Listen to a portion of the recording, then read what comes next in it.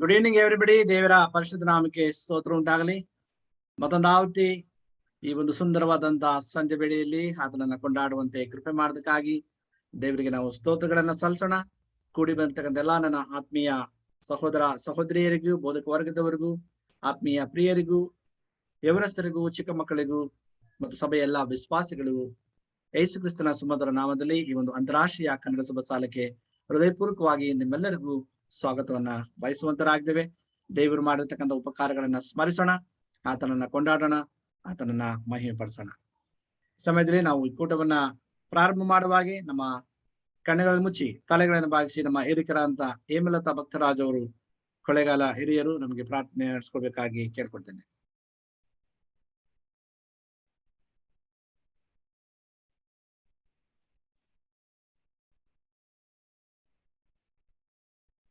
ಹಿರಿಕರಂತ ಹೇಮಲತಾ ಭಕ್ತರಾಜು ಇದ್ದೀರಲ್ಲ?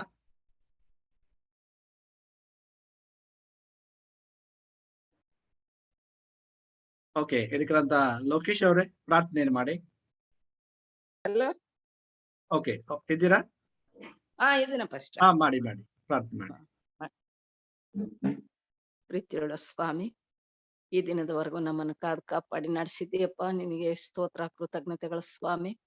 ಈ ಸಂಜೆ ವೇಳೆಯಲ್ಲಿ ನಿನ್ನ ಸನ್ನಿಧಿಗೆ ಮತ್ತೊಮ್ಮೆ ನಾವೆಲ್ಲರೂ ಸೇರ್ಲಿಕ್ಕೆ ಅವಕಾಶ ಮಾಡಿಕೊಟ್ಟಿದ್ದಕ್ಕಾಗಿಯೂ ಸ್ತೋತ್ರ, ಕೃತಜ್ಞತೆಗಳು ಸ್ವಾಮಿ.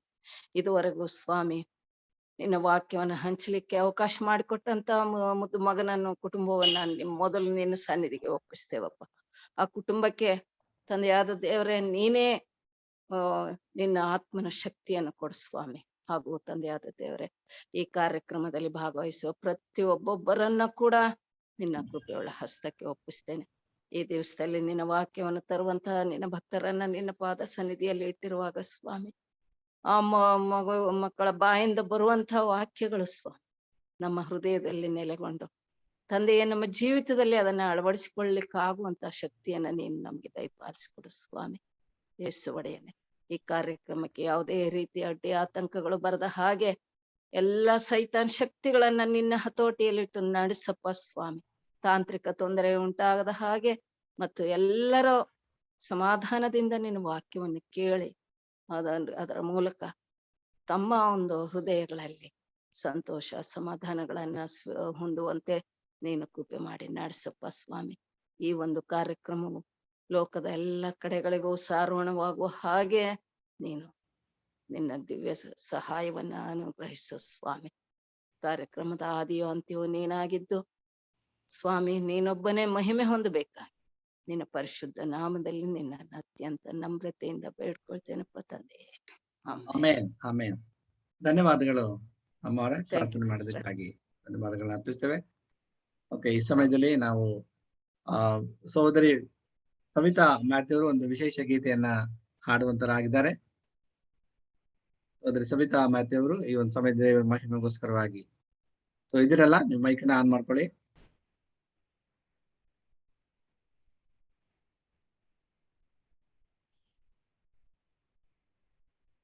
ಹಲೋ,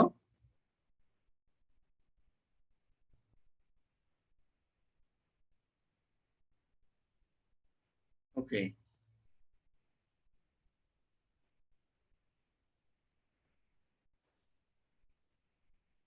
ಯಾರಾದ್ರೂ ವಿಶೇಷ ಗೀತೆಯನ್ನ ಹಾಡುವಂತರಾಗಿದ್ದಾರೆ ಇವತ್ತು?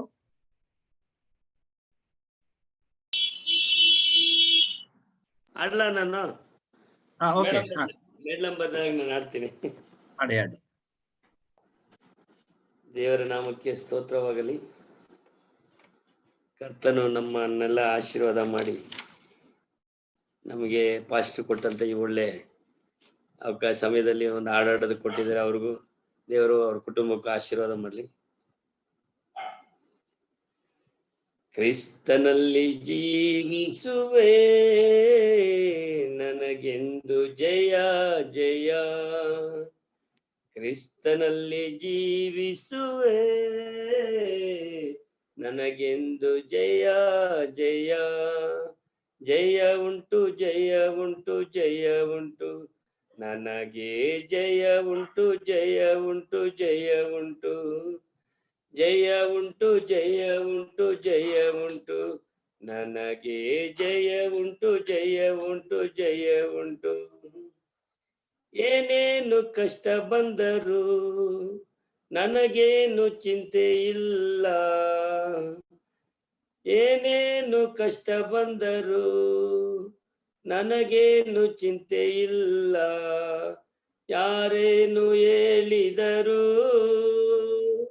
ಯಾರೇನು ಹೇಳಿದರು ನಾ ಸೋತು ಹೋಗಲಾರೆ, ನಾ ಸೋತು ಹೋಗಲಾರೆ. ಕ್ರಿಸ್ತನಲ್ಲಿ ಜೀವಿಸುವೆ, ನನಗೆಂದು ಜಯ ಜಯ. ಕ್ರಿಸ್ತನಲ್ಲಿ ಜೀವಿಸುವೆ, ನನಗೆಂದು ಜಯ ಜಯ. ನನ್ನ ರಾಜ ಮುಂದೆ ಹೋಗುವ, ಜಯ ಧ್ವಜವ ಆರಿಸುವ. ನನ್ನ ರಾಜ ಮುಂದೆ ಹೋಗುವ, ಜಯ ಧ್ವಜವ ಆರಿಸುವ. ಗರಿಗಳ ಕೈಲಿಡಿದು ನಾವು ಸಣ್ಣ ಆಡುವೆನು. ಗರಿಗಳ ಕೈಲಿಡಿದು ನಾವು ಸಣ್ಣ ಆಡುವೆನು. ಕ್ರಿಸ್ತನಲ್ಲಿ ಜೀವಿಸುವೆ, ನನಗೆಂದು ಜಯ ಜಯ. ಕ್ರಿಸ್ತನಲ್ಲಿ ಜೀವಿಸುವೆ,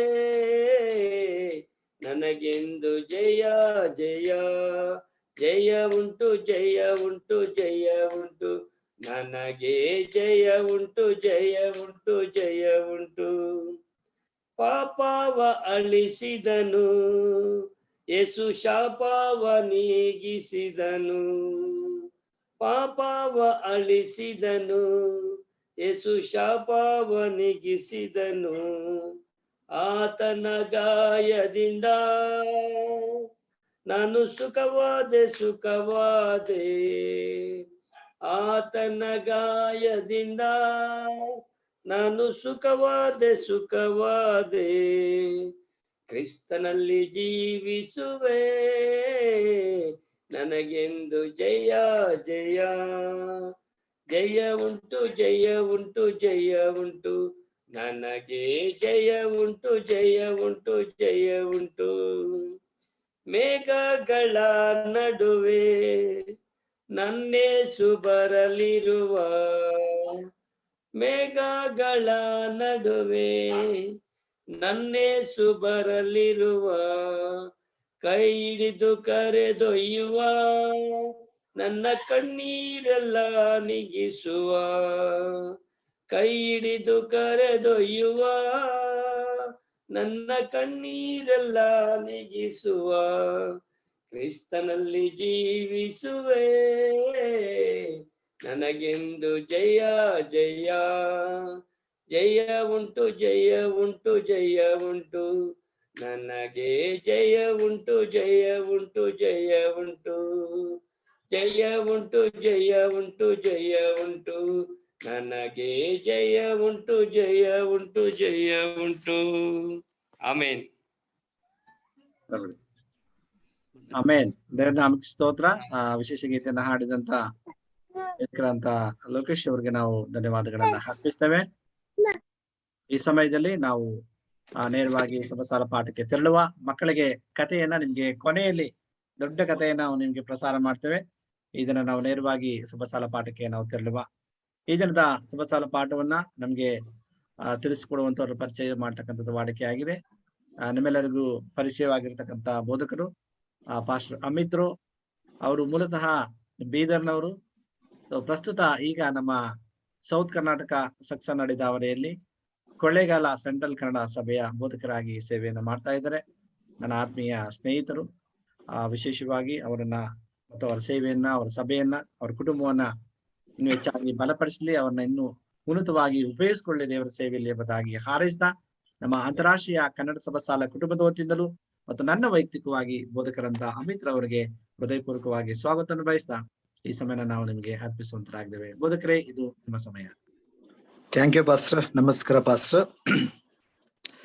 ನನ್ನ ಸ್ವರ ಕೇಳಿಸಿದೆ ಪಾಸ್ಟರ್? Yes yes. ಓಕೆ. ದೇವರ ಪರಿಶುದ್ಧವಾದ ನಾಮಕ್ಕೆ ಸ್ತೋತ್ರ ಉಂಟಾಗಲಿ. ಮತ್ತೊಂದು ಸಾರಿ ಈ ಒಂದು ಸಾಯಂಕಾಲದ ವೇಳೆಯಲ್ಲಿ ಅಂತಾರಾಷ್ಟ್ರೀಯ ಸಭಾ ಶಾಲೆಯಲ್ಲಿ ಈ ಒಂದು ಜೂಮ್ ಮಾಧ್ಯಮದಲ್ಲಿ ನಾವೆಲ್ಲರೂ ಸಹ ಒಟ್ಟಾಗಿ ಸೇರಿ ಪ್ರತಿ ದಿನವೂ ಸಹ ವಯಸ್ಕರ ಸಭಾ ಶಾಲೆಯನ್ನು ಕೂಡಿ ಕಲೀಲಿಕ್ಕಾಗುವಂತೆ ದೇವರು ತಾನೇ ಸಹಾಯ ಮಾಡಿದ್ದಾನೆ. ಅದಕ್ಕಾಗಿ ನಾನು ಆತನಿಗೆ ಅನಂತ ವಂದನೆಗಳು ಸಲ್ಲಿಸ್ತೇನೆ. ಹಾಗೂ ಈ ಒಂದು ಅವಕಾಶವನ್ನು ಕಲ್ಪಿಸಿಕೊಟ್ಟಂತ ಬೋಧಕರಾಗಿರುವಂತ ಸುರೇಂದ್ರ ಕುಮಾರ್ ಅವರಿಗೂ ಸಹ ನನ್ನ ಹೃದಯಪೂರ್ವಕವಾದಂತ ವಂದನೆಗಳು ಸಲ್ಲಿಸ್ತೇನೆ. ಪಾಸ್ಟರ್, ದೇವರು ನಿಮ್ಮನ್ನು, ನಿಮ್ಮ ಸೇವೆಯನ್ನು, ನಿಮ್ಮ ಕುಟುಂಬವನ್ನು ಅಧಿಕವಾಗಿ ಆಶೀರ್ವದಿಸಲಿ ಎಂಬುದಾಗಿ ನನ್ನ ಪ್ರಾರ್ಥನೆ ಆಗಿದೆ. ಹಾಗೂ ನನಗೋಸ್ಕರ ವಿಶೇಷವಾಗಿ ಪ್ರಾರ್ಥನೆ ಮಾಡಿದಂತ ಹಿರಿಯರಾಗಿರುವಂತ ಹೇಮಲತಾ ಅಮ್ಮನವರಿಗೂ ಸಹ ನನ್ನ ವಂದನೆಗಳು ಸಲ್ಲಿಸ್ತೇನೆ. ಸ್ವಲ್ಪ ಹೊತ್ತು ವಯಸ್ಕರ ಸಭಾ ಶಾಲೆಯನ್ನು ನಾವು ಕೂಡಿ ಕಲಿಯುವುದಕ್ಕಿಂತ ಮುಂಚೆ ಒಂದು ಸಣ್ಣದಾಗಿ ಪ್ರಾರ್ಥನೆ ಮಾಡಿಕೊಳ್ಳೋಣ. ಆತ್ಮನ ಸಹಾಯಕ್ಕೋಸ್ಕರ ಪ್ರಾರ್ಥಿಸಿಕೊಳ್ಳೋಣ. ಕೃಪಾ ಸಂಪೂರ್ಣನಾಗಿರುವಂತ ಸರ್ವಶಕ್ತನಾಗಿರುವಂತ ನಮ್ಮ ತಂದೆಯಾದ ದೇವರೇ, ಯೇಸುವಿನ ನಾಮದಲ್ಲಿ ನಿಮಗೆ ನಾವು ಸ್ತೋತ್ರಗಳು ಸಲ್ಲಿಸ್ತೇವೆ ತಂದೆಯೇ. ಇಡೀ ದಿನಮಾನವೆಲ್ಲ ದೇವ, ನಮ್ಮ ಜೀವಿತದಲ್ಲಿ ನೀನು ಎಷ್ಟೋ ಅದ್ಭುತ ಕಾರ್ಯ ಮಾಡಿದ್ದಿ, ಮಹತ್ ಕಾರ್ಯ ಮಾಡಿದ್ದಿ, ಸೂಚಕ ಕಾರ್ಯ ಮಾಡಿದ್ದಿ, ನಮ್ಮನ್ನು ಜೀವಿತರ ಸಂಖ್ಯೆ ಉಳಿಸಿದ್ದಿ. ಅದಕ್ಕಾಗಿ ನಿನಗೆ ನಾವು ಸ್ತೋತ್ರಗಳು ಸಲ್ಲಿಸ್ತೇವೆ ಕರ್ತ. ಎಷ್ಟೋ ಜನರಿಗೆ ಇಂಥ ಒಳ್ಳೆ ಸಮಯ ಇಲ್ಲ ಸ್ವಾಮಿ, ಅದು ನಮಗಾದ್ರೂ ಇಂಥ ಒಳ್ಳೆ ಸಮಯ ಕೊಟ್ಟಿದ್ದಕ್ಕಾಗಿ ಸ್ತೋತ್ರ. ಒಟ್ಟಾಗಿ ಸೇರಿ ಕೂಡಿ ನಿನ್ನ ದೈವಿಕ ಜೀವವುಳ್ಳ ವಾಕ್ಯಗಳು, ಸತ್ಯವುಳ್ಳ ವಾಕ್ಯಗಳು, ಅದನ್ನು ಕುಲಂಕುಷವಾಗಿ ಕಲೀಲಿಕ್ಕಾಗುವಂತೆ ಸಹಾಯ ಮಾಡಿಕೊಟ್ಟಿದೆ. ಅದಕ್ಕಾಗಿ ಸ್ತೋತ್ರ ಕರ್ತನೆ. ನಮ್ಮ ಹೃದಯ ಧ್ಯಾನವು, ನಮ್ಮ ಬಾಯಿ ಮಾತುಗಳು ನಿನಗೆ ಸಮರ್ಪಕವಾಗಿರ್ಲಿ. ಪವಿತ್ರಾತ್ಮ ದೇವರನ್ನು ತಂದೆ ಕಳಿಸಿಕೊಟ್ಟು ಪ್ರತಿ ಒಂದು ಪ್ರಶ್ನೆಗೆ ಉತ್ತರವನ್ನು ಅವರು ದಯಪಾಲಿಸಿಕೊಳ್ಳಿ ಎಂಬುದಾಗಿ, ಈ ಕೂಟದಲ್ಲಿ ಭಾಗವಹಿಸತಕ್ಕಂಥ ಪ್ರತಿಯೊಬ್ಬರನ್ನು ಕರುಣಿಸಿ ಎಂಬುದಾಗಿ ಯೇಸು ಕ್ರಿಸ್ತರ ಪವಿತ್ರವಾದ ನಾಮದಲ್ಲಿ ದೀನನಾಗಿ ಪ್ರಾರ್ಥಿಸಿ ಬೇಡಿ ಹೊಂದಿಕೊಳ್ಳುತ್ತೇವೆ ನಮ್ಮ ತಂದೆಯೇ. ಆಮೇನ್, ಆಮೇನ್. ಈ ಒಂದು ತ್ರೈಮಾಸಿಕದಲ್ಲಿ, ಅಂದ್ರೆ 2ನೇ ತ್ರೈಮಾಸಿಕದಲ್ಲಿ ಮೊದಲನೇ ಪುಸ್ತಕ, ಆರಂಭದ ಪುಸ್ತಕದ ಬಗ್ಗೆ, ಜೆನೆಸಿಸ್ ಪುಸ್ತಕದ ಬಗ್ಗೆ ನಾವು ಕಲಿತಾ ಇದ್ದೇವೆ. ಕಳೆದ ವಾರದಲ್ಲಿ ಸೃಷ್ಟಿಯ ಬಗ್ಗೆ ನಾವು ಕಲ್ತಿದ್ದೇವೆ. ಆದ್ರೆ ಈ ವಾರದಲ್ಲಿ ಮಾನವನ ಒಂದು ಬಿಳುವಿಕೆ ಬಗ್ಗೆ ನಾವು ಕಲೀಲಿಕ್ಕೆ ಹೋಗುವಂತರಾಗಿದ್ದೇವೆ. ನಿನ್ನೆ ಸವಿತಾ ಮ್ಯಾಥ್ಯೂ ಅವರು ಉತ್ತಮವಾಗಿ ಶನಿವಾರದ ಪಾಠವನ್ನು ಅವ್ರು ತಿಳಿಸಿಕೊಟ್ರು. ಈಗ ನಾನು ಭಾನುವಾರದ ಪಾಠದ ಬಗ್ಗೆ ನಿಮಗೆ ತಿಳಿಸಿಕೊಡಲು ಹೋಗುತ್ತೇನೆ. ಈ ದಿನ ಮಾನವನು ಬೀಳುವುದಕ್ಕೋಸ್ಕರ ಒಂದು ಜಲಚರ, ಈ ಒಂದು ಪ್ರಾಣಿಯನ್ನು ಸೈತಾನನು ಉಪಯೋಗಿಸಿಕೊಳ್ತಾ ಇದ್ದಾನೆ. ಪಾಠದ ಶೀರ್ಷಿಕೆ ಸರ್ಪ ಎಂಬುದಾಗಿ. ಸರ್ಪ ಎಂಬುದಾಗಿ ನೋಡುವಾಗ ಅನೇಕ ಜನರಿಗೆ ಭಯ.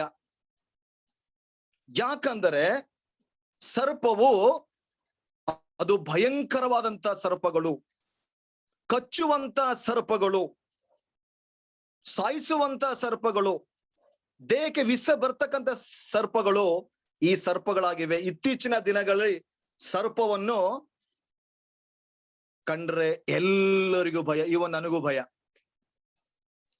ಅದಕ್ಕೋಸ್ಕರ ಆದಿಯಲ್ಲಿ ಮಾನವನನ್ನು ಬಿಡಿಸುವುದಕ್ಕೋಸ್ಕರ ಸೈತಾನನು ಈ ಒಂದು ಸರ್ಪವನ್ನು ಉಪಯೋಗಿಸಿಕೊಳ್ತಾ ಇದ್ದಾನೆ.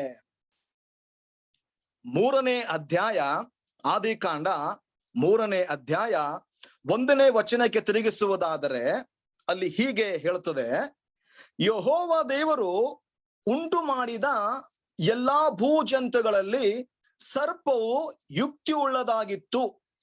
ಅದು ಸ್ತ್ರೀಯ ಬಳಿಗೆ ಬಂದು, ಏನವ್ವ, ತೋಟದಲ್ಲಿರುವ ಯಾವ ಮರದ ಹಣ್ಣನ್ನು ನೀವು ತಿನ್ನಬಾರದೆಂದು ದೇವರು ಅಪ್ಪಣೆ ಕೊಟ್ಟಿರುವುದು ನಿಜವೋ ಎಂದು ಕೇಳಲು.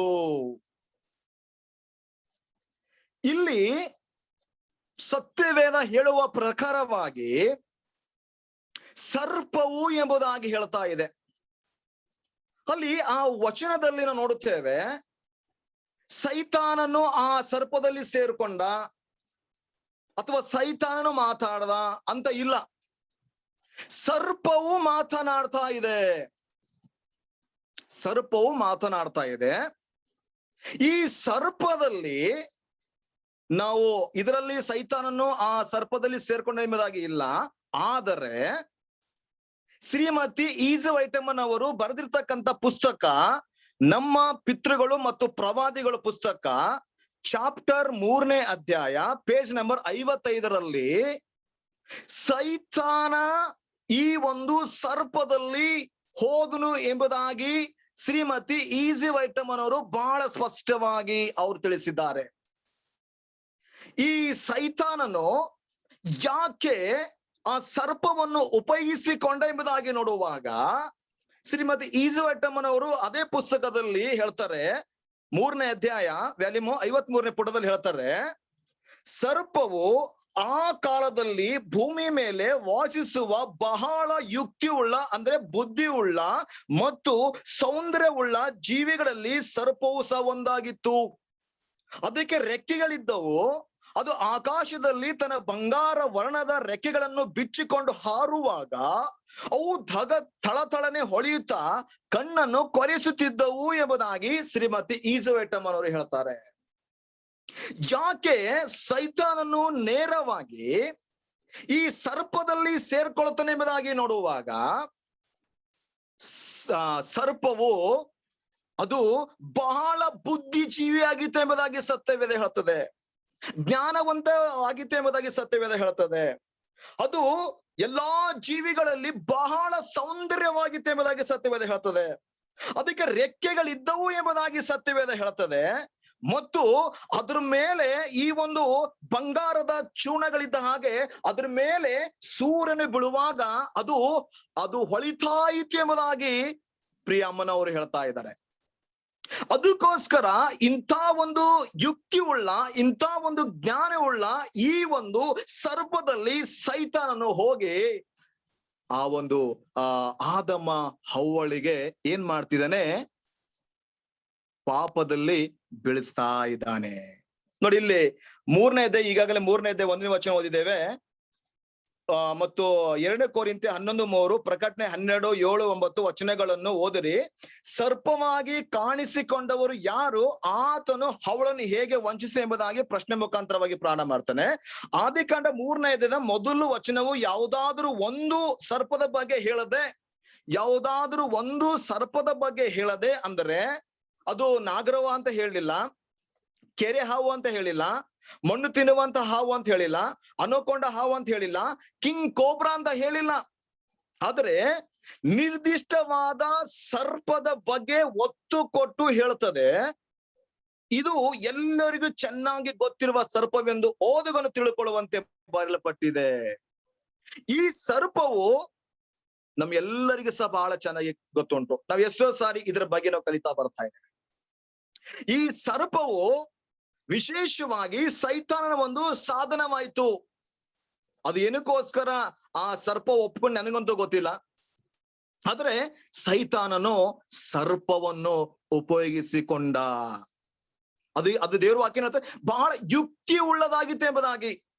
ಅದೇ ರೀತಿಯಾಗಿ ಇವತ್ತಿನ ಕಾಲದಲ್ಲಿ ಸಹ ಸೈತಾನನು ಈ ಬುದ್ಧಿವಂತರನ್ನು, ಜ್ಞಾನವಂತರನ್ನು, ನಾನೇ ಪರಿಶುದ್ಧನು, ನಾನೇ ನೀತಿವಂತನು, ನನ್ನಷ್ಟು ನೀತಿವಂತನು ಯಾರು ಇಲ್ಲ, ನನ್ನಷ್ಟು ಜ್ಞಾನವಂತನು ಯಾರು ಇಲ್ಲ, ನಾನೆಲ್ಲವನ್ನು ತಿಳ್ಕೊಂಡಿದ್ದೇನೆ, ನಾನೊಬ್ಬನೇ ಪರ್ಫೆಕ್ಟ್ ಅಂತ ಹೇಳ್ತಾನಲ್ವಾ, ಅಂತವರನ್ನು ಮಾತ್ರ ಸೈತಾನನು ಹಿಡಿಯುವಂತವರಾಗಿದ್ದಾನೆ. ಅಂತವ್ರನ್ನು ಉಪಯೋಗಿಸಿಕೊಳ್ತಾನೆ, ಸಾಧನವಾಗಿ ಉಪಯೋಗಿಸಿಕೊಂಡು ಅವನು ಸಂಪೂರ್ಣವಾಗಿ ಬೀಳಿಸ್ತಾನೆ ಪ್ರೇರೆ. ಅದೇ ರೀತಿಯಾಗಿ ಇಲ್ಲೂ ಸಹ ಈ ಸರ್ಪವನ್ನು ಆತನು ಸಾಧನವಾಗಿ ಹಿಡ್ಕೊಳ್ತಾ ಇದ್ದಾನೆ. ಸರ್ಪದ ಮುಖಾಂತರವಾಗಿ ಸೈತಾನನು ಮಾತನಾಡ್ತಿದ್ದಾನೆ. ನೋಡಿ, ಆದಮ ಅಥವಾ ಹವ್ವಳು ಮೊದಲು ಸೈತನ ಸ್ವರ ಕೇಳಿದ್ದು. ಈ ಹವ್ವಳು ಪ್ರತಿದಿನ ಸಾಯಂಕಾಲದ ವೇಳೆಯಲ್ಲಿ ದೇವರು ನೇರವಾಗಿ ಬಂದು ಮಾತನಾಡ್ತಾ ಇದ್ದ. ಆಕೆ ಒಂದೇ ಒಂದು ಸ್ವರ ಕೇಳ್ತಾ ಇದ್ಳು, ಅದು ದೇವರ ಸ್ವರ ಮಾತ್ರ. ಎರಡನೇದಾಗಿ ತನ್ನ ಗಂಡನ ಸ್ವರ ಮಾತ್ರ ಕೇಳ್ತಾ ಇದ್ಳು. ಆದರೆ ಯಾವತ್ತೂ ಸಹ ಸ್ವಲ್ಪ ದಿವಸಗಳ ಕಾಲ ಆಕೆಯು ಈ 3ನೇ ಸ್ವರ ಕೇಳಿಲ್ಲ. ದೇವ್ರ ಸ್ವರ ಕೇಳ್ತಾ ಇದ್ಳು, ಯಜಮಾನಾದಂತ ಆದಮನ ಸ್ವರ ಕೇಳ್ತಾ ಇದ್ದಳು. ಈ ಮೂರನೇ ಸ್ವರ ಆಕೆ ಕೇಳೇ ಇಲ್ಲ. ಆಕೆಗೆ ಒಂದು ಆಲೋಚನೆ ಬರಬೇಕಾಗಿತ್ತು. ದೇವ್ರು ಮೊದಲೇ ಹೇಳಿದ್ದ.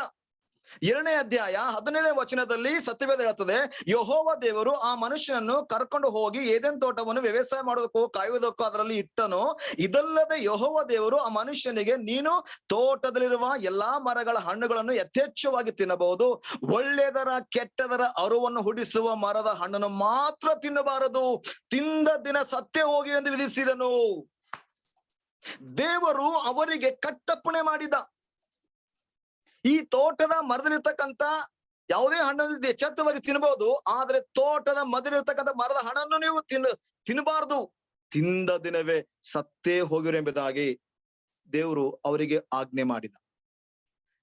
ಈ ದೇವ್ರ ಸ್ವರ ಕೇಳಿದಳು, ಆದಮನ ಸ್ವರ ಕೇಳಿದಳು. ಆದ್ರೆ ಇಲ್ಲಿ ಸೈತಾನನು ಬಂದು ಮಾತನಾಡುವಾಗ, ಸರ್ಪದ ಮುಖಾಂತರವಾಗಿ ಮಾತನಾಡುವಾಗ ಆಕೆ ತನ್ನ ಯಜಮಾನನ ಕರಿಬೇಕಾಗಿತ್ತು. ಬನ್ರಿ ಇಲ್ಲಿ, ಇದು ಯಾವುದೋ ಒಂದು ಪ್ರಾಣಿ ನಮ್ ಕೂಡ ಮಾತನಾಡ್ತಿದೆ, ಅದು ನಾವು ಹೊಸದಾಗಿ ನನ್ಗೆ ಕೇಳ್ತಾ ಇದ್ದಾರೆ ಸ್ವರನು, ಬನ್ರಿ ಎಂಬುದಾಗಿ ಕರಿಬೇಕಾಗಿತ್ತು. ಆದ್ರೂ ಸಹ ಆಕೆಯು ತನ್ನ ಯಜಮಾನನ್ನು ಕರೆಯಲಿಲ್ಲ. ಯಾಕಂದ್ರೆ ಆಕೆಗೆ ಆ ಪ್ರಾಣಿ, ಆ ಸರ್ಪವು ಮಾತನಾಡುವಾಗ ಆಕೆಗೊಂಥರ ಕುತೂಹಲ, ಏನು ಇದು ದೇವ್ರು ಮಾತನಾಡ್ದ, ಹಾಗೆ ಈ ಪ್ರಾಣಿ ಮಾತನಾಡ್ತಿದೆ, ಕುತೂಹಲ ಆಕೆಗೆ.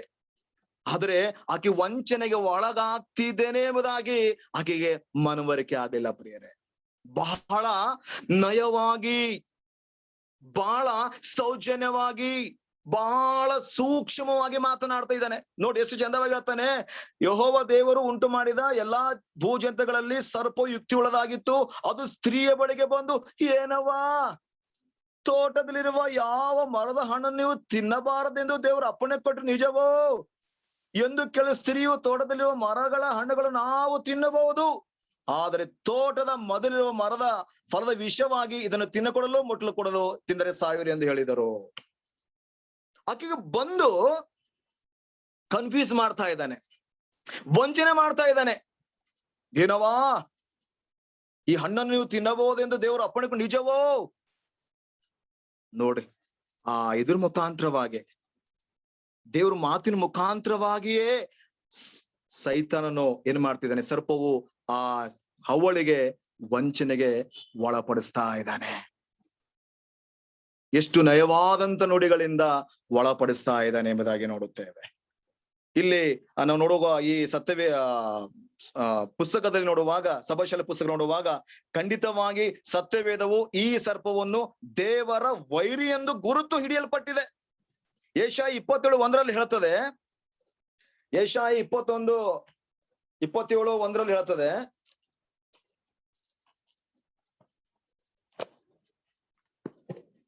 ಆ ದಿನದಲ್ಲಿ ಯೆಹೋವನು ಕಠಿಣವೂ ಮಹತ್ತು ಬಲವೂ ಆಗಿರುವ ತನ್ನ ಖಡ್ಗದಿಂದ ವೇಗವಾಗಿ ಓಡುವ ಸರ್ಪ, ಡೊಂಕಾಗಿ ಹರಿಯುವ ಸರ್ಪ, ಈ ಎರಡೂ ಹೆಬ್ಬಾವುಗಳನ್ನು ಹೊಡೆದು ಮಹಾನದಿಯಲ್ಲಿನ ಘಟಪ ಸರ್ಪವನ್ನು ಕೊಂದು ಹಾಕುವನು. ಯಾವ ದಿನದಲ್ಲಿ? ಅಂತ್ಯದಲ್ಲಿ. ಸೈತಾನನಿಗೆ ವೇಗವಾಗಿ ಓಡುವ ಸರ್ಪವನ್ನು, ಡೊಂಕಾಗಿ ಹರಿಯುವ ಸರ್ಪವನ್ನು, ಎರಡು ಹೆಬ್ಬಾವುಗಳನ್ನು ಹೊಡೆದು ಮಹಾನದಿಯಲ್ಲಿ ಇರತಕ್ಕಂಥ ಘಟ ಸರ್ಪವನ್ನು ಏನ್ ಮಾಡ್ತಾನೆ? ಕೊಂದು ಹಾಕ್ತಾನೆ. ಇದಕ್ಕೆ ಘಟ ಸರ್ಪನು ಎಂಬುದಾಗಿ ಸಹ ಸತ್ಯವೇದ ಹೇಳುತ್ತದೆ. ಮತ್ತು ಅದನ್ನು ಪಿಶಾಚನೆಂತಲೂ ಸೈತಾನೆಂತಲೂ ಸ್ಪಷ್ಟವಾಗಿ ಕರಿತೇವೆ. ಏನಂತ ಕರಿತೇವೆ ಅಂತ ನೋಡ್ರಿ, ಪಿಶಾಚನೆಂತಲೂ ಸೈತಾನೆಂತಲೂ ಸ್ಪಷ್ಟವಾಗಿ ನಾವು ಕರಿತೇವೆ. ಪ್ರಕಟಣೆ 12:9, ಯೆಶಾಯ 27:1. ಪುರಾತನ ಕಾಲದಲ್ಲಿ ಪೂರ್ವತ್ಯ ದೇಶಗಳು ಸರ್ಪವನ್ನು ದುಷ್ಟ ಶಕ್ತಿಯ ಸ್ವರೂಪಿನಾಗಿ ಕಾಣುತ್ತಿದ್ದವು. ಪಾಶ್ಚಾತ್ಯ ದೇಶದಲ್ಲಿ ಅಥವಾ ಅನ್ಯ ದೇಶಗಳಲ್ಲಿ, ಪೂರ್ವತ್ಯ ದೇಶಗಳಲ್ಲಿ ಏನ್ ಮಾಡ್ತೀವಿ? ಈ ಸರ್ಪವನ್ನು ದುಷ್ಟ ಶಕ್ತಿ ಸ್ವರೂಪಿಯಾಗಿ ಅದು ಕಾಣ್ತಾ ಇದ್ದವು. ಆದ್ರೆ ಸೈತಾನನು ಈ ಸರ್ಪವನ್ನು ಉಪಯೋಗಿಸಿಕೊಂಡು ದೇವರ ಮಕ್ಕಳಾಗಿರುವಂತ ಹವ್ವಳನ್ನು ಏನ್ ಮಾಡ್ತಾನೆ? ವಂಚನೆಗೆ ಒಳಪಡಿಸ್ತಾ ಇದ್ದಾನೆ. ಇವತ್ತು ಹವ್ವಳ ಹಾಗೆ, ಸೈತಾನನ ನುಡಿಗಳಿಗೆ, ಸೈತಾನ ಮೃದುವಾದಂತ ಆ ಒಂದು ನಯಾ ನುಡಿಗಳಿಗೆ ಎಷ್ಟೋ ಜನ ಇವತ್ತು ಬಿದ್ದು ಹೋಗ್ತಾ ಇದ್ದಾರೆ. ಇವತ್ತು ಇಡೀ ಪ್ರಪಂಚದಲ್ಲಿ ಎಷ್ಟೋ ಸಭೆಗಳು ಸೈತಾನನ ಹಾಗೆ ಅನೇಕರಿಗೆ ಮರಳು ಮಾಡ್ತಾನೇ ಇದ್ದಾನೆ. ಆ ಮರಳು ಮಾಡುವ ಮಾತುಗಳಿಗೆ ಅನೇಕರು ಒಳಗಾಗಿ ತನ್ನ ಜೀವಿತವನ್ನು ನಾಶಪಡಿಸಿಕೊಳ್ತಾ ಇದ್ದಾರೆ, ತನ್ನ ಜೀವಿತವನ್ನೇ ಕಳ್ಕೊಳ್ತಾ ಇದ್ದಾರೆ ಪ್ರಿಯರೇ. ಇಲ್ಲೂ ಸಹ ಅದನ್ನೇ ಸೈತಾನನು ಮಾಡ್ತಾ ಇದ್ದಾನೆ. ಸರ್ಪದ ವೇಷದಲ್ಲಿ ಬಂದು ಹವಳಿಗೆ ವಂಚನೆ ಮಾಡ್ತಾ ಇದ್ದಾನೆ. ಇಲ್ಲಿ 15ನೇ ಪುಟ, ಆರಂಭದ ಪುಸ್ತಕ 15 ಪುಟ ಇದೆ ಸಭಾಶಾಲೆ ಪುಸ್ತಕದಲ್ಲಿ ಬಿ ಭಾಗದಲ್ಲಿ ನೋಡ್ತೇವೆ ನೋಡಿ, ಕೆಳಗೆ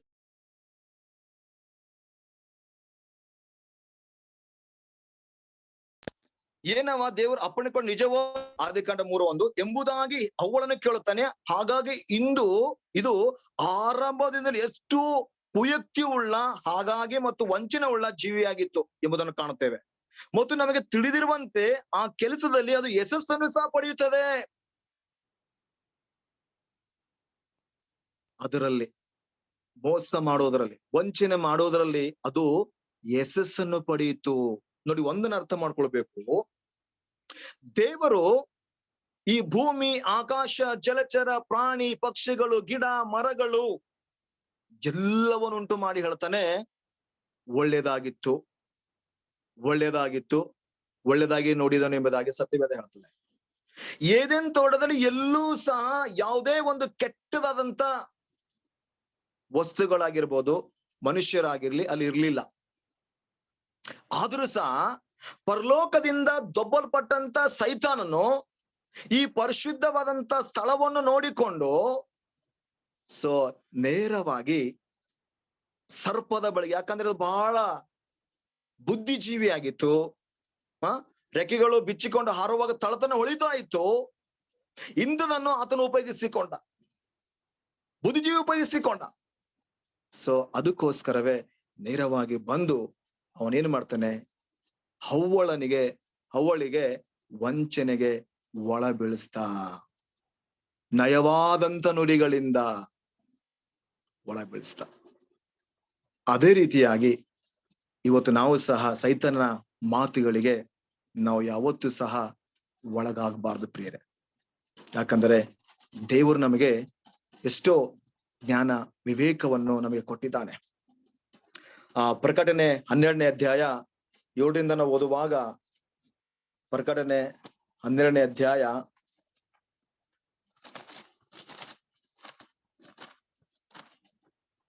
ಪರಲೋಕದಲ್ಲಿ ಯುದ್ಧ ನಡೆಯಿತು. ಮಿಕಾಯೇಲನು ಅವನ ದೂತರು ಗಡಸರ್ಪನ ಮೇಲೆ ಯುದ್ಧ ಮಾಡುವುದಕ್ಕೆ ಹೊರಟರು. ಗಡಸರ್ಪನು ಅವನ ದೂತರು ಯುದ್ಧ ಮಾಡಿ ಸೋತು ಹೋದರು ಮತ್ತು ಪರಲೋಕದೊಳಗೆ ಅವರಿಗೆ ಸ್ಥಾನವು ತಪ್ಪಿ ಹೋಯಿತು. ಭೂಲೋಕದವರನ್ನೆಲ್ಲ ಮರಳುಗೊಳಿಸುವ ಆ ಮಹಾ ಗಡಸರ್ಪನು, ಅಂದರೆ ಪಿಶಾಚನೆಂತಲೂ ಸೈತಾನೆಂತಲೂ ಹೆಸರುಳ್ಳ ಪುರಾತನ ಸರ್ಪವು ದೊಬ್ಬಲ್ಪಟ್ಟು ಭೂಮಿಗೆ ಬಿದ್ದನು. ಅವನ ದೂತರು ಅವನೊಂದಿಗೆ ದೊಬ್ಬಲ್ಪಟ್ಟರು. ಆಗ ಪರಲೋಕದಲ್ಲಿ ಮಹಾಶಬ್ದವನ್ನು ಕೇಳಿದನು ಅಂತ ಹೇಳ್ತದೆ. ಮರಳುಗೊಳಿಸುವ ಅಂತ ಹೇಳಿ ಸತ್ಯವೇದ ಹೇಳ್ತದೆ, ಮರಳುಗೊಳಿಸುವ ಸೈತಾನನು ಎಂಬುದಾಗಿ. ಭೂಲೋಕದವರನ್ನೆಲ್ಲ ಮರಳುಗೊಳಿಸುವ ಆ ಮಹಾ ಘಟ ಸರ್ಪನು, ಅಂದರೆ ಸೈತಾನನೆಂತಲೂ ಹೆಸರುಳ್ಳ ಪುರಾತನ ಸರ್ಪವು ಪುರಾತನ ಸರ್ಪ ಅಂದರೆ ಈ ಒಂದು ಆದಿಯಲ್ಲೇ ಇದ್ದಂತ ಸರ್ಪದ ಬಗ್ಗೆ 95ರಲ್ಲಿ, ಅಂದರೆ AD ಕ್ರಿಸ್ತ ಶಕ 95ರಲ್ಲಿ ಬರೆದಿರ್ತಕ್ಕಂಥ ಪ್ರಕಟಣೆ ಯೋಹಾನನು ಹೇಳ್ತಾ ಇದ್ದಾನೆ, ಪುರಾತನ ಸರ್ಪವು ಎಂಬುದು ಅದೇ ಸೈತಾನನು. ಇನ್ನೊಂದು ವಾಕ್ಯ ಹೇಳ್ತದೆ ನೋಡ್ರಿ, 2 ಕೊರಿಂಥ್ಯ 11:3 ಹೇಳ್ತದೆ,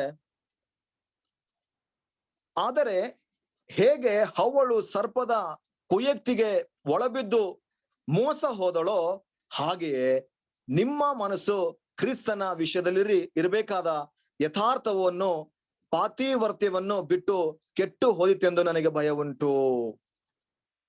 ಪೌಲನು ಹೇಳ್ತಕ್ಕಂಥ ಮಾತು ಏನಂದ್ರೆ, ಯಾವ ರೀತಿಯಾಗಿ ಹವ್ವಳು ಸೈತಾನನ ವಂಚನೆಗೆ ಒಳಗಾಗಿ ಆಕೆ ಬಿದ್ದು ಹೋದಳೋ ಅದೇ ರೀತಿಯಾಗಿ ನೀವು ಬಿದ್ದು ಹೋಗ್ಬೇಡ್ರಿ.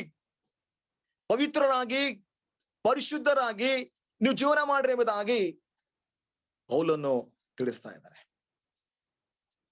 ಇವತ್ತು ಅದೇ ರೀತಿಯಾಗಿ ಸೆವೆಂತ್ ಡೇ ಅಡ್ವೆಂಟಿಸ್ಟ್ ಸಭೆಯ ವಿಶ್ವಾಸಿಗಳಾಗಿರತಕ್ಕಂಥ ನಾವು ಯಾವ ರೀತಿಯಾಗಿ ಹವ್ವಳು ಬಿದ್ದು ಹೋದಳು ಹಾಗೆ ನಾವು ಬಿದ್ದು ಹೋಗ್ಬಾರ್ದು. ಇದು ಅಂತ್ಯಕಾಲವಾಗಿದೆ. ಎಷ್ಟೆಲ್ಲ ಸೈತನ ಕುತಂತ್ರ ಮಾಡ್ತಾನೆ ಇದ್ದಾನೆ, ಬೆಳೆಸಬೇಕು. ಸೊ ಒಂದನ್ನ ಅರ್ಥ ಮಾಡ್ಕೊಳ್ಬೇಕು, ಸೈತಾನನು ದ್ವೇಷ ಮಾಡ್ತಕ್ಕಂಥ ಒಂದೇ ಒಂದು ಸಭೆ, ಅದು ಸೆವೆಂತ್ ಡೇ ಅಡ್ವೆಂಟಿಸ್ಟ್ ಸಭೆ. ಬೇರೆ ಯಾವುದೇ ಸಭೆಗೆ ಆತನು ದ್ವೇಷ ಮಾಡುವುದಿಲ್ಲ. ಯಾಕಂದ್ರೆ ದೇವರ ಆಜ್ಞೆ ಬಿಟ್ಟು ಅವರ ಆರಾಧನೆ ಮಾಡ್ತಾನೆ ಎಂಬುದಾಗಿ ನಮ್ಮ ಸತ್ಯವೇದ ಹೇಳ್ತದೆ.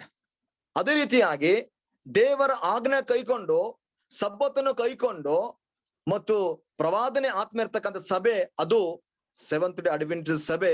ಈ ಸಭೆ ಕಂಡ್ರೆ ಸೈತನ ಬಹಳ ಕೋಪ, ಏನಾದ್ರೂ ಮಾಡಬೇಕು, ಸಭೆ ಬೆಳೆಸ್ಬೇಕೆಂಬುದಾಗಿ ಅನೇಕ ಸಾರಿ ಆತನು ಮರಳು ಮಾಡುವಂತವನಾಗಿದ್ದಾನೆ. ಆದ್ರೆ ಆತನ ಮರಳುತನಕ್ಕೆ ಅವಳು ಯಾವ ರೀತಿಯಾಗಿ ಒಳಬಿದ್ದಳೋ ಅದೇ ರೀತಿಯಾಗಿ ನಾವು ಒಳಬೀಳಬಾರ್ದು. ನಾವು ಗಟ್ಟಿಯಾಗಿ ನಿಂತ್ಕೊಳ್ಬೇಕು. ಪ್ರಾರ್ಥನೆ ಮಾಡುತ್ತಾ ಭಕ್ತಿವಂತರಾಗಿ, ದೇವರಿಗೆ ಭಯಪಡುವವರಾಗಿ, ದೇವರ ಆಜ್ಞೆಗಳ ಅನುಸಾರವಾಗಿ ಸಬ್ಬತ್ತನ್ನು ಕೈಕೊಂಡು ನಾವು ನಡೆಯುವುದಾದರೆ ಖಂಡಿತವಾಗಿ ದೇವರು ನಮಗೆ ಆಶೀರ್ವಾದ ಮಾಡುತ್ತಾನೆ. ಆತನು ಶೋಧನೆಗಾರನು ಸಹ, ಸೈತಾನನು ಶೋಧನೆಗಾರನು ಸಹ, ಯೇಸು ಸ್ವಾಮಿಗೂ ಸಹ ಶೋಧನೆ ಮಾಡ್ತಾನೆ. ಇನ್ನು ಅನೇಕ ಸತ್ಯವೇದ ಅನೇಕ ಪ್ರವಾದಿಗಳನ್ನು, ಅನೇಕ ಅರಸುಗಳನ್ನು, ಅನೇಕ ಜನರನ್ನು, ಅಪೊಸ್ತಲರನ್ನು ಎಷ್ಟೋ ಸಾರಿ ಶೋಧನೆಗೆ ಒಳಪಡಿಸಿದೆ ಎಂಬುದನ್ನು ನೋಡ್ತೇವೆ.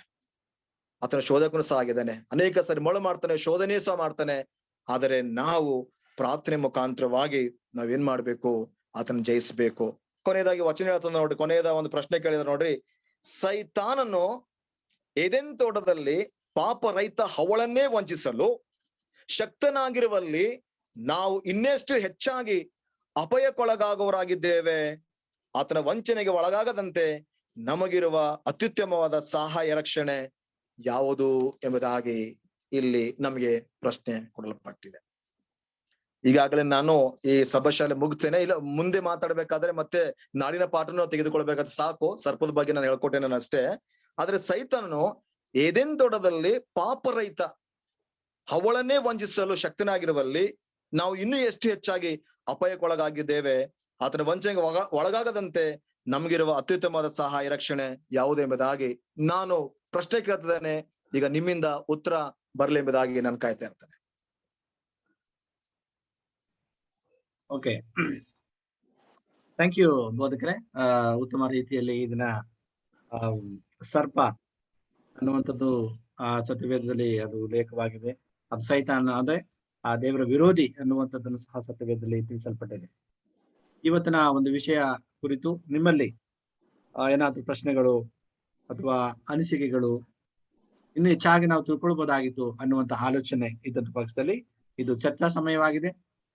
ನೀವು ಚರ್ಚೆಯನ್ನು ಮಾಡ್ಬೋದು, ಪ್ರಶ್ನೆ ಇದೆ ನೀವು ಕೇಳ್ಬೋದು. ಬೋಧಕರು ಈಗ ಕೊನೆಯಲ್ಲಿ ಒಂದು ಪ್ರಶ್ನೆಯನ್ನ ಕೇಳಿದ್ರು. ಸೊ ಇದ್ರ ಬಗ್ಗೆ ಅನೇಕರಿಗೆ ಸ್ಯಾಬತ್ ಸ್ಕೂಲ್ ಬುಕ್ ಸಿಕ್ಕಿಲ್ಲ ಅಂತ ನಾನು ಅನ್ಕೊಳ್ತೀನಿ. ಕೆಲವರಿಗೆ ಕೆಲವು ಭಾಗಗಳಲ್ಲಿ ಮಾತ್ರ ಸಿಕ್ಕಿದೆ ಪುಸ್ತಕ, ಕೆಲವರು ಪುಸ್ತಕಗಳು ಸಿಕ್ಕಿಲ್ಲ. ಹಾಗಾಗಿ ಆ ಪ್ರಶ್ನೆಗಳು ಏನಾದ್ರು ನಿಮ್ಮಲ್ಲಿ ಇದ್ರೆ, ಏನಾದ್ರು ಪ್ರಶ್ನೆ ಇದೆ ಅಂತೀರಾ? ಕ್ವಶನ್ ಕೇಳ್ಬೋದಾ? ಖಂಡಿತವಾಗಿ ಕೇಳಿ. ಹಾ, ದೇವರು ಪ್ರತಿದಿನನೂ ಎಲ್ಲ ಒಳ್ಳೇದು ಅಂತ ಹೇಳಿದ್ರೆ ಎಲ್ಲ ಒಳ್ಳೇದಾಯ್ತು. ಏದೆನ್ ತೋಟದಲ್ಲಿ ಎಲ್ಲಾ ಹಣ್ಣುಗಳನ್ನು ಕೊಟ್ರು. ಈ ಕೆಟ್ಟದ ಹಣ್ಣಿನ ಮರ ಅಲ್ಲಿ ಯಾರಕ್ಕಾಗಿ ಕೊಟ್ರು ಫಸ್ಟ್ ಅದನ್ನ? ಓಕೆ, ಒಳ್ಳೆ ಪ್ರಶ್ನೆಯನ್ನ ಕೇಳಿದಿರ. ಕೆಟ್ಟದ ಹಣ್ಣ ಮರವನ್ನ ಏನಕ್ಕೋಸ್ಕರವಾಗಿ ಇಟ್ರು ಅನ್ನುವಂಥದ್ದು ಹೌದಲ್ಲ ನಿಮ್ ಪ್ರಶ್ನೆ? ದೇವ್ರು ನಮ್ಗೆ ತಿನ್ನೋದಕ್ಕೋಸ್ಕರ ದೇವರು ನಮ್ಗೆ ಆಯ್ಕೆ ಸ್ವಾತಂತ್ರ್ಯವನ್ನು ಕೊಟ್ಟಿದ್ದಾರೆ ಮೊದಲನೇದಾಗಿ, ಹೌದಲ್ಲ? ನಾವು ಈಗ ಒಳ್ಳೇದು ದೇವ್ರು ಹೇಳಿದ್ರು ಅದನ್ನ ಏನಕ್ಕೆ ಇಟ್ರು ಅನ್ನೋದು ದೇವರನ್ನ ಪ್ರಶ್ನೆ ಮಾಡಕ್ ಆಗಲ್ಲ ನಾವು. ಓಕೆ, ದೇವರನ್ನೇ ಪ್ರಶ್ನೆ ಮಾಡಕ್ ಆಗ್ತದೆ, ಏನಕ್ಕಪ್ಪ ನೀನ್ ನನ್ನನ್ನು ಸೃಷ್ಟಿ ಮಾಡದೆ ಅನ್ನುವಂತ ಆಲೋಚನೆ. ಸೊ ದೇವ್ರು ಹೇಳಿದ್ರು ಏನು, ಇದೆಲ್ಲಾ ತೋಟದ ಹಣ್ಣುಗಳನ್ನ ನಿನಗೆ ಚೇತವಾಗಿ ಕೊಟ್ಟಿದ್ದೇನೆ, ಆದರೆ ನೀನು ಈ ಒಂದು ಮರದ ಹಣ್ಣನ್ನ ತಿನ್ಬಾರ್ದು. ಅಷ್ಟೇ, ವಿಧೇಯರಾಗ್ಬೇಕು ಅಷ್ಟೇ. ನಾವು ದೇವ್ರಿಗೆ ಅವ್ರು ವಿಧೇಯರಾಗ್ಲಿಲ್ಲ.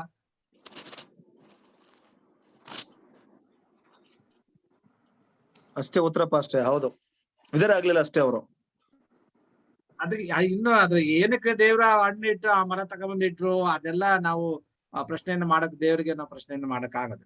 ಇಲ್ಲ, ನನ್ನೊಂದು ಅನಿಸಿಕೆ ಕೇಳಿದೆ ಅಷ್ಟೇ, ನಿಮ್ಮ ಹತ್ರ ತಿಳ್ಕೊಳಕ್ಕೋಸ್ಕರವಾಗಿ. ಇರ್ಲಿ.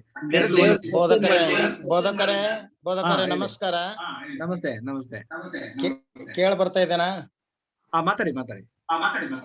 ಅನೇಕರು ಆ ಗಿಡ ಯಾಕೆ ಇಡ್ಬೇಕಾಯ್ತು, ಅದು ತಿಂತಾನಂತ ಗೊತ್ತಿದ್ರು ಮತ್ತೆ ಯಾಕೆ ಇಡ್ಬೇಕಾಗಿತ್ತು ಅನ್ನತಕ್ಕಂಥದ್ದು ಬಹಳ ಕೇಳ್ತಾರೆ. ಆದ್ರೆ ಅದು ಇಡ್ಬೇಕಾಗಿರ್ತಕ್ಕಂಥದ್ದು ತೋಟದ ಮಧ್ಯದಲ್ಲಿ 2 ಮರಗಳನ್ನು ಇಟ್ಟಿದ್ದಾನೆ. ಒಂದು ಜೀವವೃಕ್ಷ ಮರ, ಇನ್ನೊಂದು ಒಳ್ಳೆದ್ರ ಕೆಟ್ಟದ್ರ ಅವರು ಉಂಟು ಮಾಡ್ದ. ಜೀವವೃಕ್ಷ ಮರ ಎದೇನ್ ತೋಟಕ್ಕೆ ಏನ್ ಮಾಡಿದಾನೆ ಅಂದ್ರೆ ಪರಲೋಕಕ್ಕೆ ಸಾಂಕೇತಿಕವಾಗಿ ಮಾಡಿದಾನೆ. ಪರಲೋಕದಲ್ಲಿ ಈ ಜೀವವೃಕ್ಷದ ಮರ ಅಂದ್ರೆ ಯಾರಿಗೆ ಸಾಂಕೇತಿಕ? ಕ್ರಿಸ್ತನಿಗೆ ಸಾಂಕೇತಿಕ. ಒಳ್ಳೆದ್ರ ಕೆಟ್ಟದ್ರ ಅರುವನ್ನು ಉಂಟು ಮಾಡತಕ್ಕಂಥದ್ದು ಸೈತಾನಿಗೆ ಸಾಂಕೇತ. ಏನ್ರಿ? ಆ ಸಾಂಕೇತಕ್ಕೋಸ್ಕರ ಇಟ್ಟಿನಕೋಸ್ಕರವಾಗಿನೇ ಅದು ಯಾಕೆ ಇಟ್ಟಿದ್ದಾನೆ ಅಂತಂದ್ರೆ ಅವನು ಸಾಂಕೇತಿಕವಾಗಿ ಇಟ್ಟಿದ್ದಾನೆ. ಒಂದು. ಎರಡನೇದು ಯಾಕೆ ಇಟ್ಟಿದ್ದಾನೆ ಅಂದ್ರೆ ತಿನ್ನಬಾರ್ದಕ್ಕೋಸ್ಕರವಾಗಿ ಇಟ್ಟಿದ್ದಾನೆ ಅಷ್ಟೇ. ದೊಡ್ಡದು ಪ್ರಶ್ನೆನೇ ಇಲ್ಲಿದು. ತಿನ್ನಬಾರ್ದಂತ ಇಟ್ಟಿದ್ದಾನೆ. ಯಾಕೆ ಅಂತ ಪ್ರಶ್ನೆ ಬರಲ್ಲ. ಯಾಕೆ? ತಿನ್ನಬಾರ್ದಂತ ಇಟ್ಟಿದ್ದಾನೆ ಅಷ್ಟೇ. ಅದು ತಿನ್ನೋದ್ರಿಂದ ಏನಿದೆ ಅಂತ ಒಂದು ಉದಾಹರಣೆ ಹೇಳ್ತೀನಿ ನಾನು. ಅದು ದೇವರು ತಿನ್ಬಾರ್ದು, ನೀವು ಕರೆಕ್ಟ್ ನೀವು ಹೇಳ್ತಿದ್ರೆ ಅದನ್ನೇ. ಈಗ ನಾವು ಪ್ರಶ್ನೆ ಕೇಳಿದ್ರೆ ಏನಂದ್ರೆ ಏನಕ್ಕೋಸ್ಕರವಾಗಿ ಆ ಒಂದು ಮರವನ್ನ ಅಲ್ಲಿ ಇಡಬೇಕಾಗಿತ್ತು ಅಷ್ಟೇ. ಅದೇ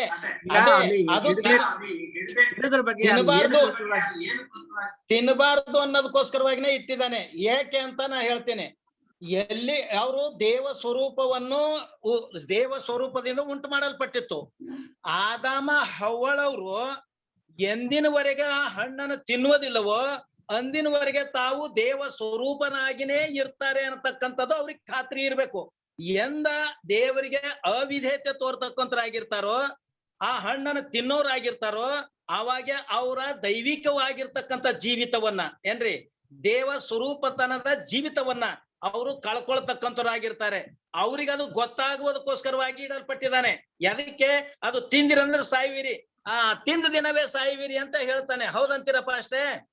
ಆದ್ರೆ ಅವರು ಯಾಕೆ 930 ವರ್ಷ ತನ ಇಟ್ಟನು ಅಂದ್ರೆ ಕರ್ತನ ಎಣಿಕೆಯಲ್ಲಿ 1000 ವರ್ಷಗಳು 1 ದಿನದಂತೆ ಏನ್ರಿ. ಹಾಗಾಗಿ ದೇವ್ರ ಲೆಕ್ಕದಲ್ಲಿ ಇಲ್ಲಿ ಬರ್ತಕ್ಕಂಥದ್ದು ಏನು ಅಂತಂದ್ರೆ ಅವರು ವಿಧೇಯತೆ ತೋರುವುದಕ್ಕೋಸ್ಕರವಾಗಿ ಆ ವಿಧೇಯತ್ವದಲ್ಲಿ ಅವರ ಸ್ವರೂಪವನ್ನ ಕಳ್ಕೊಳ್ಳದೇನೆ, ಅವರ ಆಶೀರ್ವಾದವನ್ನು ಕಳ್ಕೊಳ್ಳದೇನೆ, ಅವರ ದೇವ್ರ ಸಂಪರ್ಕವನ್ನು ಕಳ್ಕೊಳ್ಳಲಾರ್ದೇನೆ ಇರುವುದಕ್ಕೋಸ್ಕರವಾಗಿನೇ ಇಡಲ್ಪಟ್ಟಿತ್ತದು. ಓಕೆ, ಈಗ ನಾವು ಕರೆಕ್ಟ್ ನೀವು ಹೇಳೋದು, ನಾವು ಅದನ್ನೇ ಹೇಳಿದ್ದು. ಅವ್ರು ಅವಿಧೇಯರಾದ್ರು. ಒಂದೇ ವರ್ಡ್ ಅಲ್ಲಿ ನಾವ್ ಹೇಳ್ಬೇಕು ಅಂದ್ರೆ ಅವಿಧೇಯತೆ. ಸರ್ ದೇವ್ರವ್ರಿಗೆ ಹೇಳಿದ್ರು ನೀವು ತಿನ್ಬಾರ್ದು ಅಷ್ಟೇ. ಅದ್ ತಿನ್ಬಾರ್ದು ಅಂತ ಹೇಳಿದ್ರು ನಾವು ಮಾಡ್ಬಾರ್ದಾಗಿತ್ತು. ಅವ್ರು ತಿಂದ್ರು, ಅವಿಧೇಯರಾದ್ರು. ಈಗ ನಾವು ದೇವ್ರಿಗೆ ಗೊತ್ತಿರ್ಲಿಲ್ವಾ ಈ ಹಣ್ಣನ್ನ ಅವ್ರು ತಿಂತಾರೆ ಅಂತ? ಇನ್ನೂ ಅನೇಕ ಪ್ರಶ್ನೆಗಳು ಉದ್ಭವ ಆಗ್ತದೆ. ಯಾಕೆ ಇಡ್ಬೇಕಾಗಿತ್ತು ಮರನೇ? ಯಾಕೆ ಆ ದೇವ್ರು ತಿಂತಾರೆ ಅಂತ? ಫಸ್ಟ್ ಒಂದ್ ನಿಮಿಷ ನನ್ನ ಮಾತನ್ನು ನಾನು ಮುಗಿಸ್ತೇನೆ. ಅನೇಕ ಪ್ರಶ್ನೆಗಳು ಉದ್ಭವ ಆಗ್ತದೆ. ಈಗ ಹಿರಿಕರಂತ ಲೋಕೇಶ್ ಅವರು ಕೇಳಿದ್ರು ಏನಂತಂದ್ರೆ ದೇವರು ಯಾಕೆ ಆ ಮರವನ್ನ ಅಲ್ಲಿ ಇಡ್ಬೇಕಾಗಿತ್ತು? ಒಂದು ಪ್ರಶ್ನೆ ಒಳ್ಳೇದು.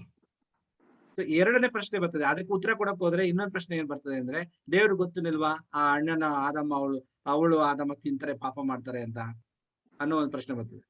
ಈ ಒಂದೊಂದು ಪ್ರಶ್ನೆಗಳಿಗೆ ನಾವು ಆ ಪ್ರಶ್ನೆ ದೇವ್ರಿಗೆ ಅದು ನಾವು ಹೇಳಕ್ಕಾಗಲ್ಲ, ದೇವ್ರನ್ನೇ ನಾವು ಪ್ರಶ್ನೆ ಮಾಡಿದಾಗ ಆಗ್ತದೆ. ಸೊ ಒಂದೇ ವರ್ಡ್ ಅಲ್ಲಿ ನಾವ್ ಹೇಳ್ಬೇಕು ಅಂದ್ರೆ ಅದು ಅವಿಧೇಯರಾದ್ರು ಅದಕ್ಕ ಫಲವನ್ನ ಅವರು ಅನುಭವಿಸ್ತಾರೆ. ಇದು ನನ್ನ ಒಂದು ಅನಿಸಿಕೆ. ಇಲ್ಲ, ಅದು ಕರೆಕ್ಟ್. ಏಕೆ ಅಂತಂದ್ರೆ ಫಸ್ಟ್ರೆ ಆದಾಮ ಹವ್ವಳವರು ಅಲ್ಲಿ ತೋಟದಲ್ಲಿ ಇದ್ದಿದ್ದಾಗೆ ನಾ ಲೆಕ್ಕ ಮಾಡಿ ಹೇಳಿದ್ದೇನೆ. ಒಂದ್ ದಿವಸ 98 ವರ್ಷ ತನಕ ತೋಟದಲ್ಲಿ ಇದ್ದಿದ್ರು. ಅವ್ರು ಒಂದಿನ ಆದ್ರ ದೇವ್ರಿಗೆ ಯಾಕೆ ಇಟ್ಟಿದೆ ಅಂತ ಕೇಳಿದಾರ? ಅವರೇ ಸ್ವಂತವಾಗಿ. ಅವ್ರು ಯಾವಾಗ ಕೇಳಿಲ್ಲ. ಈಗ ಅವ್ರದಿಂದು ಪಾಪ ಉತ್ಪತ್ತಿ ಆದ್ಮೇಲೆ ಹುಟ್ಟಿರ್ತಕ್ಕಂಥ ನಾವ್ ಏನ್ ಮಾಡ್ತಾ ಇದ್ದೇವಂದ್ರೆ ಆ ಪಾಪದ ಹಿಂಸೆ ಎಷ್ಟಿದೆ, ಕಷ್ಟ ಎಷ್ಟಿದೆ ಅಂತ ತಿಳಿದು ಕಳಿಸ್ಕೋಸ್ಕರಾಗಿ ನಾವೇನಲ್ಲತ್ತಿದ್ದೇವೆ, ಹಣ್ಣಿನ ಗಿಡ ಯಾಕೆ ಇಟ್ಟ, ಅದೇ ಆದಾಮ್ ಕೇಳ್ಬೇಕಾಗಿತ್ತಲ್ಲ. ಅದಕ್ಕೋಸ್ಕರವಾಗಿನೇ ಅದು ಆಜ್ಞೆ ಏನಂದ್ರೆ ಅದಕ್ಕೆ ಇಂಗ್ಲಿಷ್ ನಲ್ಲಿ ಸರ್ಟನ್ಲಿ ಅಂದ್ರೆ ನಿಸ್ಸಂಶಯವಾಗಿರ್ತಕ್ಕಂಥ ಆಜ್ಞೆ. ಅದು ಸಮಸ್ಯೆ ಇಲ್ಲದೇನೆ ಇರ್ತಕ್ಕಂಥ ಆಜ್ಞೆ. ಅಕಸ್ಮಾತ್ ಆದಾಮ ಹವಳೆ ಅಗೊತ್ತ ಆ ಜಾಗದಲ್ಲಿ ಇದ್ದಾಗೆ ದೇವ್ರೇ ಇಷ್ಟೆಲ್ಲಾ ತಿನ್ನುವಂತ ಇಟ್ಟಿದಿ, ಆದ್ರೆ ಇದನ್ನೇ ಯಾಕೆ ತಿನ್ನಬಾರ್ದಂತ ನೀನು ಇಟ್ಟಿದಿ, ಇಡ್ಲೇಬಾರ್ದಾಗಿತ್ತಂತ ಅವನೇ ಕೇಳ್ಬೇಕಾಗಿತ್ತು. ಹೌದಲ್ಲ? ಅಷ್ಟೇ. ಯಾಕೆ ಕೇಳಿಲ್ಲ? ಅದೇ ಯಾಕೆ ಕೇಳಿಲ್ಲ ಅಂದ್ರೆ ಅವನಿಗೆ ಗೊತ್ತಿತ್ತು ನಾನು ವಿಧೇಯತ್ವದಿಂದ ನಡ್ಕೊಂಡು ಹೋಗ್ಬೇಕನ್ನೋ ಉದ್ದೇಶ ದೇವ್ರದಿದೆ ಅನ್ನೋದಾಗ ಅವನಿಗೆ ಗೊತ್ತಿತ್ತು. ಆದ್ರೆ ಇದು ಬೈ ಚಾನ್ಸ್ ಏನ್ರಿ, ಬೈ ಚಾನ್ಸ್ ಯಾವಾಗ ಆದಾಮನು ಮೋಸ ಹೋಗೋದಿಲ್ಲ ಅಂತ ಸ್ವಲ್ಪ ಚೆನ್ನಾಗಿ ತಿಳ್ಕೊಂಡನೆ ಫಸ್ಟ್ ಆಫ್ ಆಲ್ ಯಾರ ಜೊತೆಲಿ ಮಾತಾಡ್ತಂತ ನೋಡ್ತೇವೆ, ಸ್ತ್ರೀ ಜೊತೆಲಿ ಏನ್ರಿ. ಆಕೆಯಲ್ಲಿ ಸುಳ್ಳು ಆಡ್ಬೇಕಾಯ್ತು, ಅದಕ್ಕೆ ಚಾನ್ಸ್ ಸಿಕ್ತು. ಹೀಗಾಗಿ ಅವ್ರು ಕೇಳಲಾರ್ದಂತ ಪ್ರಶ್ನೆ ಇವತ್ತು ನಾವ್ ಯಾಕೆ ಕೇಳ್ತೇವೆ ಅಂದ್ರೆ ನಾವು ಪಾಪದ ಜೀವಿತದಲ್ಲಿ ಇದ್ದಿದ್ದಕ್ಕೋಸ್ಕರವಾಗಿ ಇಲ್ದ ಹೋದ್ರೆ ಚೆನ್ನಾಗಿತ್ತಲ್ಲ ಅನ್ನೋ ಒಂದು ಭಾವನೆ ನಮಗಿರ್ತದ ಅಷ್ಟೇ ಏನ್ರಿ. ಆದ್ರೆ ಆದಾಮ ಹವಳ ಕೇಳ್ತಿದ್ರು ಅಂತಂದ್ರೆ ಅದು ಬೇರೆನೆ ವಿಷಯ ಆಗ್ತಿತ್ತು. ಆದ್ರೆ ಅದು ಒಂದೇ ಒಂದು ಪಾಯಿಂಟ್ಸ್ ಯಾರಾದ್ರೂ ಹೇಳಿದ್ರು ಒಂದಕ್ಕೊಂದು ಪ್ರಶ್ನೆ ಹೋಗೋದಕ್ಕಿಂತ ವಿಧೇಯತೆನೇ ಬಹಳ ಮುಖ್ಯವಾದದ್ದು. ಅಷ್ಟೇ. ಅವರು ವಿಧೇಯತೆ, ದೇವರಿಗೆ ಅವಿಧೇಯರಾದ್ರು ವಿಧೇಯತೆ ತೋರಿಸ್ಲಿಲ್ಲ, ಅದೊಂದು. ಓಕೆ, ಬೇರೆ ಪ್ರಶ್ನೆ ಇದೆ ಅಂತೀರಾ? ಅಷ್ಟೇ. ಆಕ್ಚುಲಿ ದೇವ್ರಿಗೆ ಗೊತ್ತಿತ್ತು, ಯಾಕೆಂದ್ರೆ ಈ ಭೂಮಿ ಉಂಟು ಮಾಡೋದ್ ಮುಂಚೆನೆ ಸೈತಾನ್ ಇಲ್ಲಿದ್ದಾನಲ್ಲ, ಭೂಮಿಲಿ ತಾನೇ ಬಂದ್ ಬಿದ್ದ. ದೇವ್ರಿಗೆ ಗೊತ್ತಿತ್ತು ಇಲ್ಲಿ ನಾನು ಎದೆಂ ತೋಟ ಮಾಡಿದ್ರೆ ಸೈತಾನ್ ಇರ್ತಾನೆ. ಅದರಲ್ಲಿ ಆದಾಮ್ ಅವರು ಇಬ್ರು ಪರೀಕ್ಷೆ ಮಾಡಿದ್ದು, ಇವ್ರು ಸೈತಾನ್ಗೆ ಒಳಗಾಗ್ತಾರ ಇಲ್ವಾ ಅಂತ. ಯಾಕಂದ್ರೆ ಅವ್ರು ಕೇಳಿದಾರೆ ಇಷ್ಟೆಲ್ಲ ಹಣ್ಣು ಇಟ್ಬಿಟ್ಟು ಆ ಹಣ್ಣೆ ಹಾಕಿದೆ. ಆಗ ದೇವ್ರು ಹೇಳಿದ್ರು ಎಲ್ಲ ಹಣ್ಣು ತಿನ್ಬೋದು, ಅದೊಂದು ಹಣ್ಣು ತಿನ್ಬೇಡ ಅಂತ ಹೇಳಿದ್ರು. ಅವ್ರು ಕೇಳ್ದಕ್ಕೆ ಹೇಳಿದ್ದಾರೆ. ಅದಕ್ಕೋಸ್ಕರ ಇದು ಪರಲೋಕದಲ್ಲಿ ಹೆಂಗಿದೆ ಅದೇ ತರ ಮಾಡಿದ್ದು. ಸೈತಾನ್ ಅಲ್ಲಿದ್ದ, ಅದೇ ತರ ಇಲ್ಲೂ ಸೈತಾನ್ ಇದ್ದಾನೆ. ಈ ಜನಕ್ಕೆ ನಾನು ಸೃಷ್ಟಿ ಮಾಡಿದ್ರು ಆದಾಮವ್ವ ತಪ್ಪಿಸ್ತಾ ಆಗ್ತಾರ ಅಂತ ಪರೀಕ್ಷೆ ಮಾಡೋಕ್ಕೋಸ್ಕರ ಆ ಮರ ಇಟ್ಟಿದ್ದು ಅಂತ ನನ್ಗೆ ಅನ್ಸುತ್ತೆ. ನನ್ಗೆ ವಿದ್ಯೆ ತರ ಇರ್ತಾರ ಇಲ್ಲ ಸೈತಾನ್ ಹೋಗ್ತಾರ ಅಂತ. ಈಗ ನೋಡಿ, ಆ ಪ್ರಶ್ನೆಗಳು ನಾವು ಅದು ಕೇಳಕ್ ಹೋದ್ರೆ ಅಂತ ಒಂದು ಪ್ರಶ್ನೆಗಳಿಗೆ ಅದು ಮೊದ್ಲೇ ಅದು ರಕ್ಷಣಾ ಯೋಜನೆಯನ್ನ ದೇವರು ಮಾಡಿದ್ರು ಅಲ್ಲಿ. ಯಾಕಂದ್ರೆ ಸೃಷ್ಟಿಗಿಂತ ಮುಂಚಿತವಾಗಿ ಒಂದ್ ವೇಳೆ ನನ್ನ ಮಕ್ಕಳು ಆ ಪಾಪದಲ್ಲಿ ಬಿದ್ರೆ ಯಾರು ಹೊಣೆ ಆಗ್ತಾರೆ ಅನ್ನುವಂಥ ಇದು ರಕ್ಷಣಾ ಯೋಜನೆ ಇದಾಗ್ಲೇ ಆಗಿತ್ತು. ಪ್ಲಾನ್ ಆಫ್ ಸಾಲ್ವೇಷನ್ ಅಂತ ಹೇಳ್ತಾರೆ. ಸೊ ಹಾಗಾಗಿ ಈ ಬೀಳುವಿಕೆ ಅನ್ನುವಂಥದ್ದು ಅದು ಮೊದ್ಲೇ ಗೊತ್ತಿತ್ತು ಅನ್ನುವಂತ ಆಲೋಚನೆ, ನಾವು ಅದನ್ನ ಡಿಸ್ಕಸ್ ಮಾಡಕ್ ಹೋದ್ರೆ ಇನ್ನು ಬೇರೆ ರೀತಿಯಾದ ಪ್ರಶ್ನೆಗೆ ಹೋಗ್ಬಿಟ್ಟು ಅಷ್ಟೇ. ಆಕ್ಚುಲಿ ಈ ಪ್ರಶ್ನೆ ಎಲ್ಲ ನಾವು ದೇವ್ರ ಹತ್ರನೇ ಕೇಳ್ಬೇಕು. ಹೌದು. ನಾವು ಡಿಸ್ಕಸ್ ಮಾಡಿದ್ರೆ ಅದಕ್ಕೆ ಉತ್ತರ ಸಿಕ್ಕದೇ ಇಲ್ಲ. ಖಂಡಿತ ಎಲ್ಲ ದೇವ್ರದ್ದು ಸೃಷ್ಟಿ ಮಾಡಿದ್ದು, ಅವ್ರನ್ನ ನಾವು ಕೇಳ್ಬೇಕು. ಪರಲೋಕಕ್ಕೆ ನಾವು ಅಕಸ್ಮಾತ್ ಹೋದ್ರೆ ಅಲ್ಲಿ ಕೇಳ್ಬೋದು ಅಷ್ಟೇ ಉತ್ತರ, ಬೇರೆ ಉತ್ತರನೇ ಇಲ್ಲ ಪ್ರಶ್ನೆ. Okay, thank you. ಬೇರೆ ಏನಾದ್ರು ಪ್ರಶ್ನೆ ಇದೆ ಅಂತೀರಾ ಈ ಪಾಠದ ಸಂಬಂಧಪಟ್ಟ ಹಾಗೆ? ನಿಮ್ಮ ಅನಿಸಿಕೆಗಳು ಇನ್ನೂ ಹೆಚ್ಚಾಗಿ ಸರ್ಪದ ಬಗ್ಗೆ ಏನಾದ್ರೂ ಹೆಚ್ಚಾಗಿ ಹೇಳ್ಬೋದಾಗಿತ್ತು ಅನ್ನುವಂತ ಆಲೋಚನೆ. ಈ ಕೆಲವರು ಪ್ರಶ್ನೆ ನಿಮ್ಗೆ ಇನ್ನು ಈಜಿ ವೈಟಮ್ನವ್ರ ಪುಸ್ತಕ ಈಗಾಗಲೇ ಪಾಸ್ಟರ್ ಅಮಿತ್ ಅವ್ರು ನಮ್ಗೆ ಹೇಳಿದ್ರು, ಈಜಿ ವೈಟ್ ಬುಕ್ ಅಲ್ಲಿ ಹಾವು ಹಾಡ್ತಾ ಇತ್ತು ಅನ್ನುವಂಥದ್ದು. ಸೊ ಬೇರೆಯವ್ರಿಗೆ ನಾವು ಹೆಂಗೆ ಅದನ್ನ ನಾವು ತೋರಿಸ್ಕೊಡ್ಬೋದು, ಹೇಗೆ ಅವ್ರು ನಂಬ್ತಾರೆ? ಒಂದು ಪ್ರಶ್ನೆ ನಾನು ನಿಮ್ಗೆ ಅದು ಬೋಧಕರೇ ಏಷ್ಯಾನ್ ಬರೆದಂತ ಪ್ರವಾದನ ಗ್ರಂಥ 14ನೇ ಅಧ್ಯಾಯದಲ್ಲಿ ಹಾವು ಹಾರ್ತಿತ್ತು ಅಂತ ಆಲ್ರೆಡಿ ಇದೆ. ಓಕೆ, ಹಾಗೆ ಅದೇ ರೀತಿಯಾಗಿ ಇನ್ನು ಕೆಲವು ಈಜಿವೈಟರ್ ಪುಸ್ತಕಗಳಲ್ಲಿ ನಾವು ನೋಡ್ಬೇಕಾದ್ರೆ ಇನ್ನು ವ್ಯತಿರಿಕ್ತವಾಗಿ ಬರೆದಿರ್ತಕ್ಕಂಥ ಆಲೋಚನೆಗಳು. ಕೆಲವರಿಗೆ ಈಜಿವೈಟಮ್ನವ್ರು ಯಾರು, ಅವ್ರು ಯಾರು, ಇವು ಸತ್ಯವೇದಕ್ಕೂ ಅವ್ರಿಗೆ ಏನ್ ಸಂಬಂಧ ಅನ್ನುವಂಥದ್ದು ಒಂದು ತರ್ಕ ಉಂಟಾಗ್ಬೋದು, ಅವರಲ್ಲಿ ಒಂದು ಗೊಂದಲ ಆಗ್ಬೋದು.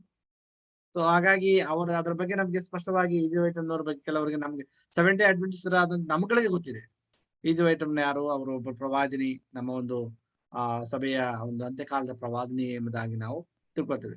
ಬೇರೆಯವರಿಗೆ ಅನೇಕರು ನಮ್ಮ ಇನ್ನಿತರ ಅನೇಕ ವಿಶ್ವಾಸಿಗಳು ನಮ್ಮ ಮಧ್ಯದಲ್ಲಿದ್ದಾರೆ. ಸೊ ಅವ್ರಿಗೂ ಸಹ ನಾವು ಇದ್ರ ಬಗ್ಗೆ ಏನು ಇವರು ವೈಟಮ್ನವ್ರ ಬಗ್ಗೆ ಹೇಳ್ತವ್ರಲ್ಲ, ಈ ರೀತಿಯಾದಂತ ಆಲೋಚನೆ ಅವ್ರಿಗೆ ಬರ್ಬೋದು. ಸೊ ನೀವು ಕನ್ಫ್ಯೂಸ್ ಮಾಡ್ಕೋಬಾರ್ದು.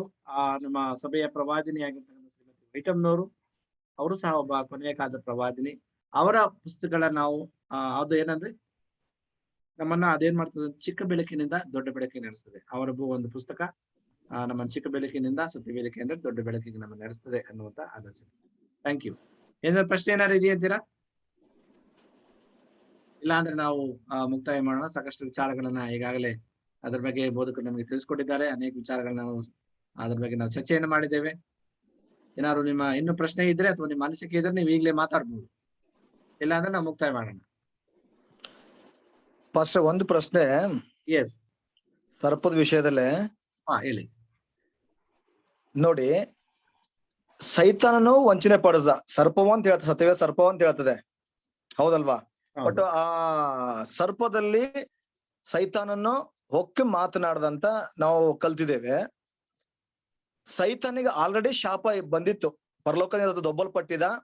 ಸೊ ಅವನಿಗೆ ಏನೇನಂದ್ರೆ ಒಂದು ಶಾಪ ಅವನಿಗೆ ದೊಬ್ಬಿದ ಅಂತ. ಆದ್ರೆ ಸರ್ಪವು ಇಲ್ಲಾಂದ್ರೆ ಸರ್ಪವು ಏನು ಮಾಡಿಲ್ಲ, ಉಪಯೋಗಿಸಿಕೊಂಡ ಅಷ್ಟೇ. ಆದ್ರೆ ದೇವ್ರು ಯಾಕೆ ಆ ಸರ್ಪಕ್ಕೆ ಶಾಪ ಕೊಟ್ಟ?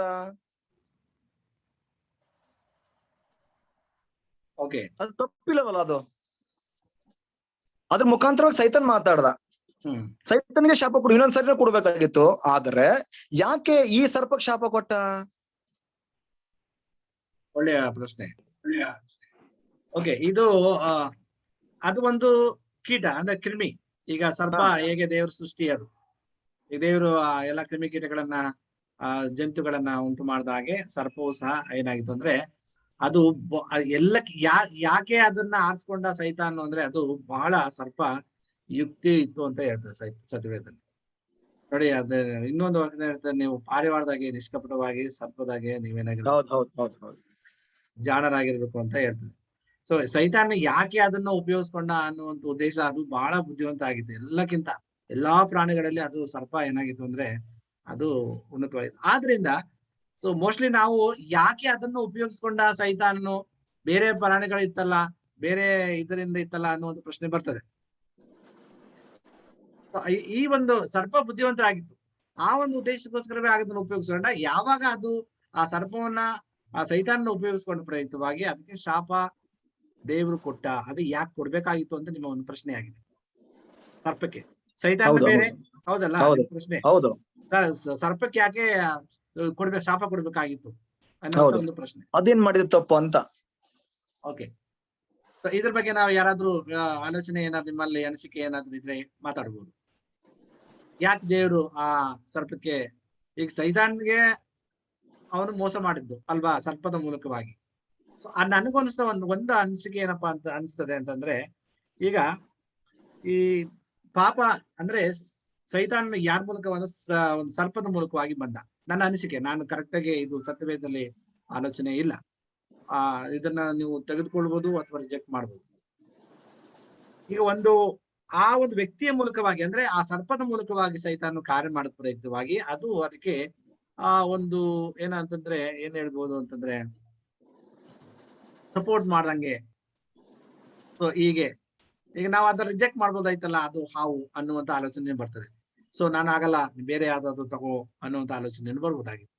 ಸೊ ಆ ಪ್ರಯುಕ್ತವಾಗಿ ಆ ಒಂದು ಸರ್ಪಕ್ಕೂ ಶಾಪ ಬಂತು ಅನ್ನುವಂತ ನನ್ನದೊಂದು ಆಲೋಚನೆ ಅಷ್ಟೇ. ಜಸ್ಟ್ ಒಂದು ಇಮ್ಯಾಜಿನ್.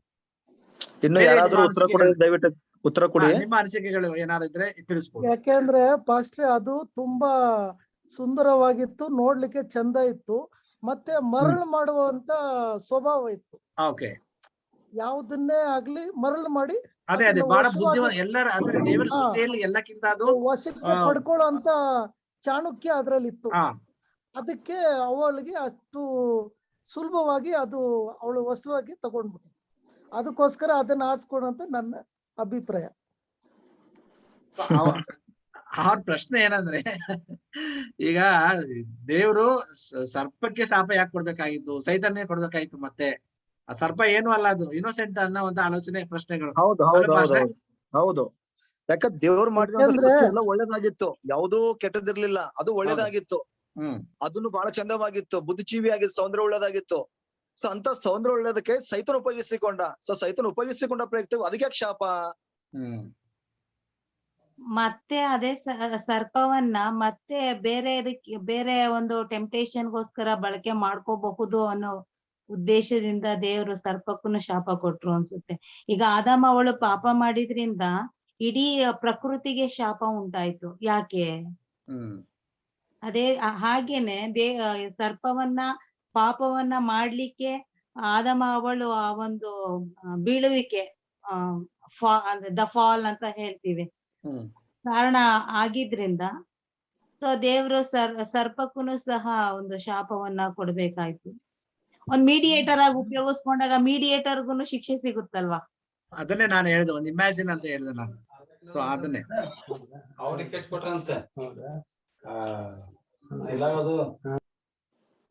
ಓಕೆ.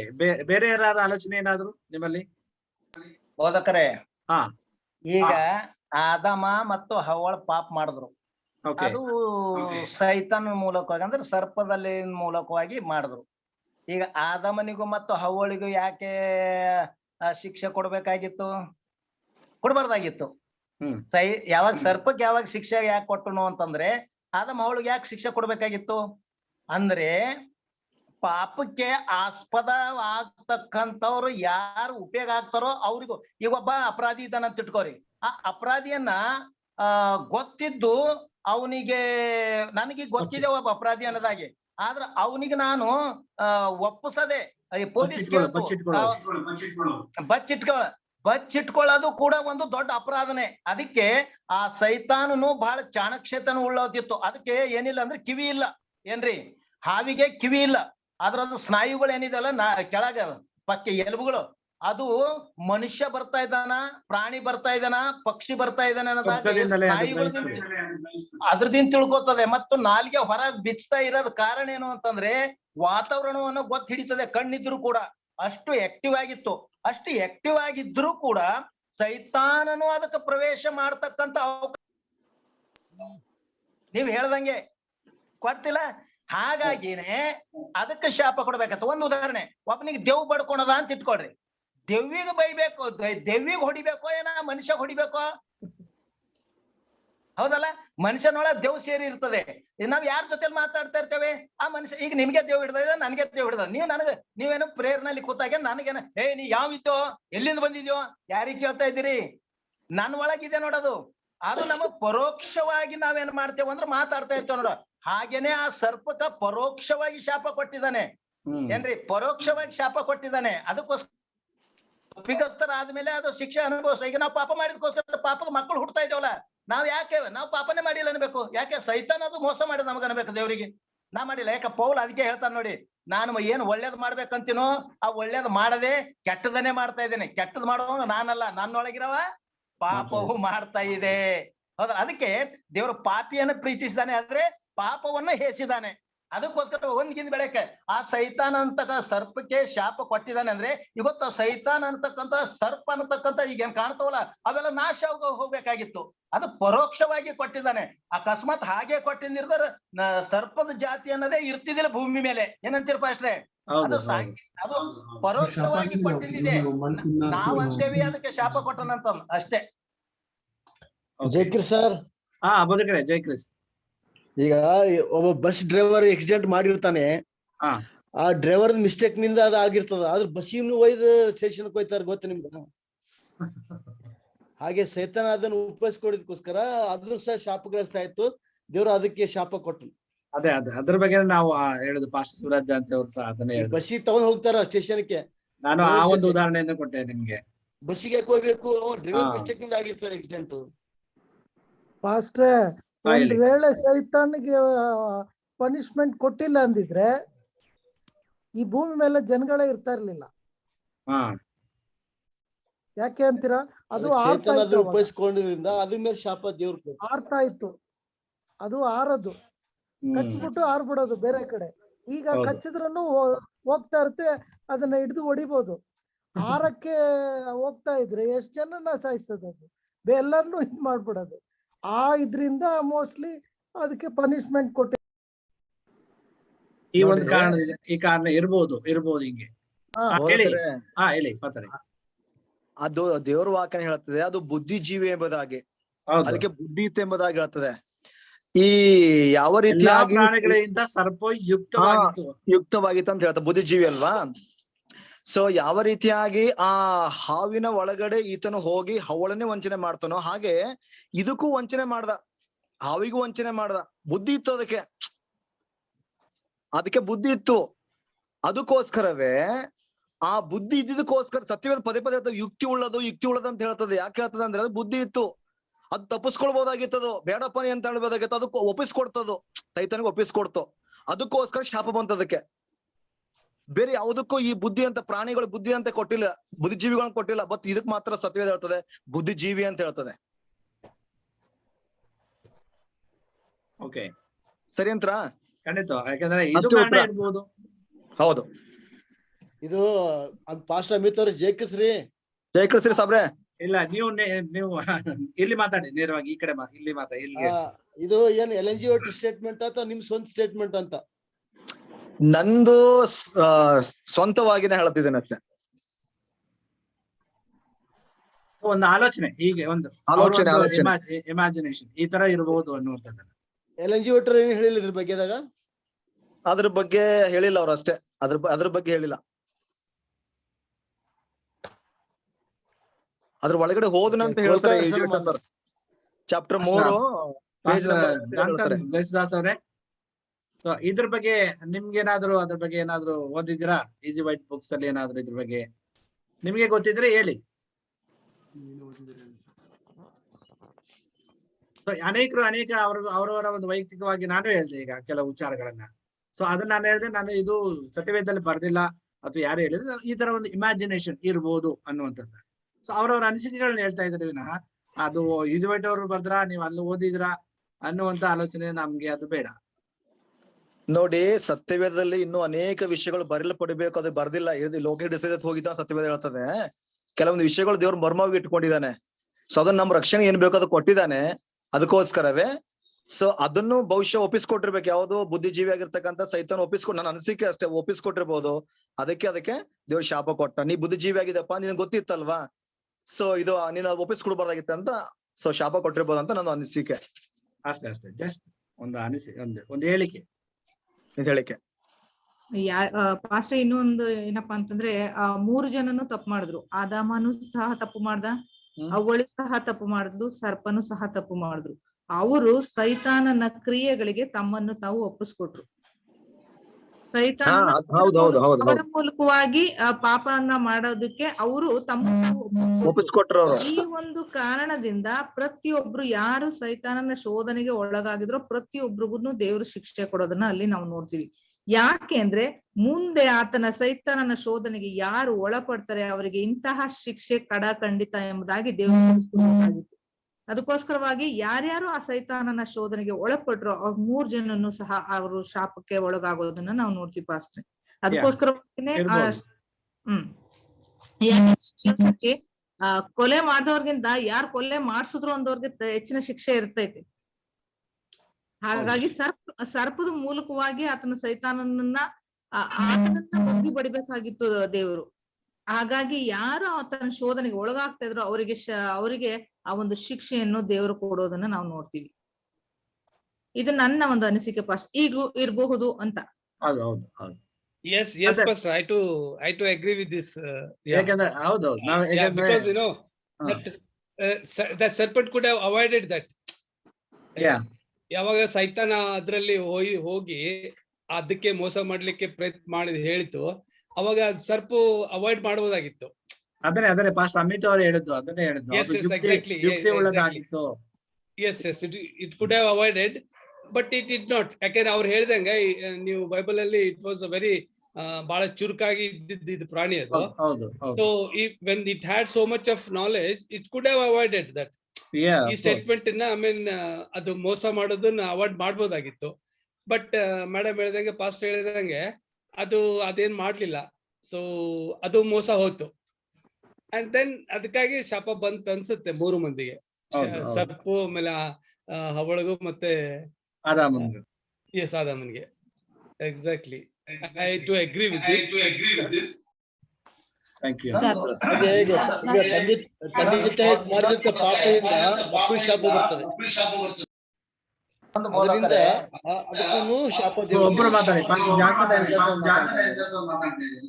ಈಗ Okay, ಮಾತಾಡಿ. ಮನುಷ್ಯ ಈಗ ಆದಮ ಅವ್ರ ಪಾಪದಿಂದ ಲೋಕಕ್ಕೆ ಶಾಪ ಬಂತು. ಹಾಗೆ ತಂದೆ ತಾಯಿ ಮಾಡ್ತಕ್ಕಂಥ ಪಾಪದಿಂದ ಮಕ್ಕಳು ಇನ್ನಸೆಂಟ್ ಇರ್ತಾರೆ, ಅವ್ರಿಗೆ ಸಹ ಶಾಪ ಬರ್ತದೆ. ಈಗ ದಾವಿದನು ಪಾಪ ಮಾಡ್ದ, ಅವ್ನ ಮನೆಗೆಲ್ಲ ಬೆಂಕಿ ಹತ್ಬಿಡ್ತು. ಎಲ್ಲ ಅವ್ನ ಮಕ್ಕಳಿಗೆಲ್ಲ ಅನೇಕ ಮಕ್ಕಳೆಲ್ಲ ಅಲ್ಲೂಲ ಕಲ್ಲಲ್ಲ ಆಯ್ತು, ಅನೇಕ ಪಾಪಗಳು ಅವ್ರು ಮಾಡಿದ್ರು. ಇದು ದೇವ್ರು ಕೊಟ್ಟಂತ ಶಾಪ. ಅದಕ್ಕಾಗಿ ದೇವ್ರು ಆ ಸರ್ಪಕ್ಕೆ ಸಹ ಶಾಪ ಕೊಟ್ಟಿದ್ದಾನೆ, ಅದ ಉಪಯೋಗಿಸ್ಕೊಂಡಿದ್ರು. ಹೌದು, ಇನ್ನೊಂದು ಸರ್ಪಕ್ಕೆ ಎಕ್ಸಾಂಪಲ್. ಶಾಪ ಕೊಡೋದ್ರ ಮೂಲಕ ದೇವ್ರು ನಮ್ಗೆ ಎಚ್ಚರಿಕೆ ಗಂಟೆ ಬಾರಿಸಿದ್ದಾರೆ ಅಷ್ಟೇನೆ. ಹೌದು, ಇನ್ನೊಂದು ಉದಾಹರಣೆ ನಾವು ಕೊಡ್ಬೋದು. ಏನಂತಂದ್ರೆ ಇನ್ನೊಂದು ಬೋಧಕರೇ, ಇವಾಗ ಆ ಆದಾಮ ಅವಳು ಅಲ್ಲಿ ಎದೆನ್ ತೋಟದಲ್ಲಿ ಇರ್ಬೇಕಾದ್ರೆ ಅಲ್ಲಿ ಯಾವುದೇ ಮುಳ್ಳು ಗಿಡಗಳು, ಯಾವುದೇ ಇದ್ರನ್ನಿಲ್ಲ. ಸೊ ಯಾವಾಗ ಅವ್ರು ಪಾಪ ಮಾಡಿ ಪ್ರಯುಕ್ತವಾಗಿ ಭೂಮಿಗೆ ಶಾಪ ಬಂತು, ಕಳೆಗಳು ಬೆಳೀತು. ಹಾಗಂತ ನಾವು ಪ್ರಶ್ನೆ ಮಾಡ್ಬೋದು, ಇದು ಆದಾಮ ಅವಳು ಪಾಪ ಮಾಡೋದ್ರಲ್ಲ ಭೂಮಿಗೆ ಯಾಕೆ ಶಾಪ ಬಂತು ಅಂತ ನಾವು ಪ್ರಶ್ನೆ ಕೇಳ್ಬೋದು. ಸೊ ಹಾಗೆ ಮೇ ಬಿ ಈ ಒಂದು ಯಾಕಂದ್ರೆ ದೇವ್ರು ಮಣ್ಣಿನಿಂದ ಮಾಡಿದ್ರು ಆದಮಗೆ. ಮಣ್ಣಿನಿಂದ ಮಾಡಿದಕ್ಕೋಸ್ಕರ ಇಡೀ ಭೂಮಿ ಶಾಪ ಬಂತು ಅವ್ ಮಾಡಿದ. ಹೌದೌದು, ಅದಕ್ಕೇನೆ ಈಗ ಆದಾಮ ಮಾಡಿದ ಪಾಪ, ಅವಳು ಮಾಡಿದ ಪಾಪಕ್ಕೆ ಭೂಮಿಯ ಶಾಪ ಬಂತು, ಮುಳ್ಳು ಗಿಡಗಳು ಕಳೆಗಳೆಲ್ಲ ಬೆಳೆಯಕ್ಕೆ ಶುರುವಾಯ್ತು. ಅಲ್ಲಿ ತನಕ ಏನು ಬೆಳೆದಿರಲಿಲ್ಲ. ಹಾಗೆ ನಾವು ಇಲ್ಲಿ ನೋಡ್ತೀವಿ, ಸೈತಾನನು ಸರ್ಪದ ಮೂಲಕವಾಗಿ ವಂಚಿಸಿದ. ಆ ದೇವ್ರು ಏನ್ ಮಾಡಿದ್ರು, ಸರ್ಪಕ್ಕೂ ಅವಳಿಗೂ ಆದಾಮನಿಗೂ 3 ಮಂದಿಗೂ ಸಹ ಏನ್ ಮಾಡಿದ್ರು, ಶಿಕ್ಷೆಯನ್ನ ಕೊಟ್ರು. ಇದು ನಮಗೆ ಎಚ್ಚರಿಕೆ. Thank you. ಎಚ್ಚರಿಕೆಯ ಗಂಟೆ. ಓಕೆ, ಸೊ ಮುಕ್ತಾಯ ಮಾಡೋಣ. ಸಾಕಷ್ಟು ವಿಚಾರಗಳನ್ನ, ಅಥವಾ ಏನಾದ್ರು ಮಾತಾಡೋರು ಯಾರು, ಇನ್ನೂ ಏನಾದ್ರು ಅನಿಸಿಕೆ? ಅಷ್ಟೇ, ಈಗ ಆದಾಮ ಅವಳು ಅವ್ಗೆ ಇದು ಶಾಪ ಕೊಟ್ಟಿದ್ದಲ್ಲ, ಆ ತರ ನೀವುನು ಈ ತರ ಸೈತಾನ ಶೋಧನೆಗೆ ಒಳಗಾಗ್ಬೇಡಿ, ಎಚ್ಚರಿಕೆಯಾಗಿರಿ ಅಂತ ಒಂದು ಮೆಸೇಜ್ ದೇವ್ರು ನಮ್ಗೆ ಕೊಟ್ಟಿರೋದಷ್ಟೇ. ಯಾಕಂದ್ರೆ ಈಗೆಲ್ಲ ಸೈತಾನ್, ನಾನು 2ನೇ ಸತಿ ಬರೋವರೆಗೂ ಸೈತಾನ್ ನಿಮ್ ಜೊತೆಲೇ ಇರ್ತಾನೆ, ನಿಮ್ನ ಮೋಸ ಮಾಡ್ತಾನೆ ಇರ್ತಾನೆ. ನೀವ್ ಎಚ್ಚರಿಕೆಯಿಂದ ಇರಿ, ನಾನ್ ನಿನ್ ಜೊತೆಲಿ ಇರ್ತೀನಿ ಅಂತ ದೇವ್ರು ಹೇಳಿರೋದು ಅಷ್ಟೇ. ಖಂಡಿತವಾಗ್ಲು. ಓಕೆ, ಈ ದೇವ್ರ ನಾಮ ಸ್ತೋತ್ರ. ಇನ್ನೊಂದೇನಂದ್ರೆ, ದೇವ್ರ ಆ ಒಂದು ಸರ್ಪಕ್ಕೆ ಹಾರ್ತಕ್ಕಂತ ಒಂದು ಪಂಕಗಳು ಕೊಟ್ಟಿದ್ದಾನೆ ಅಂತೇಳಿ LNG ಭಟ್ರು ಹೇಳ್ತಾರೆ. ಅದು ಬೈಬಲ್ ರೆಫರೆನ್ಸ್ ಇದೆ ಅಂತ ಹೇಳಿದ್ರು ಪಾಸ್ಟರ್ ಜಾಂಟಿ ಅವರು. ಅದು ರೆಫರೆನ್ಸ್ ಫುಲ್ ಹೇಳಿದ್ರೆ ಜನರಿಗೂ ಇದಾಗ್ತದೆ. ರೆಫರೆನ್ಸ್ ಫುಲ್ 14 ಚಾಪ್ಟರ್ ಅಂತ ಹೇಳಿದ್ದಾರೆ. ಅದ್ರಾಗ ವಚನ ಹೇಳ್ಬೇಕಲ್ಲ ಪಾಸ್ಟರ್ ನೀವು, ಮತ್ತೆ ಎಲ್ಲರಿಗೂ ಗೊತ್ತೇ, ಬೇರೆ ಪಾಸ್ಟರ್ ಗೊತ್ತಿಲ್ಲ. ರೆಫರೆನ್ಸ್ ಯೆಶಾಯ 14:29 ವಚನ. ಓಕೆ, ಓದ್ಬಿಡಿ ಯಾರಾದ್ರೂ ಗಟ್ಟಿಯಾಗಿ.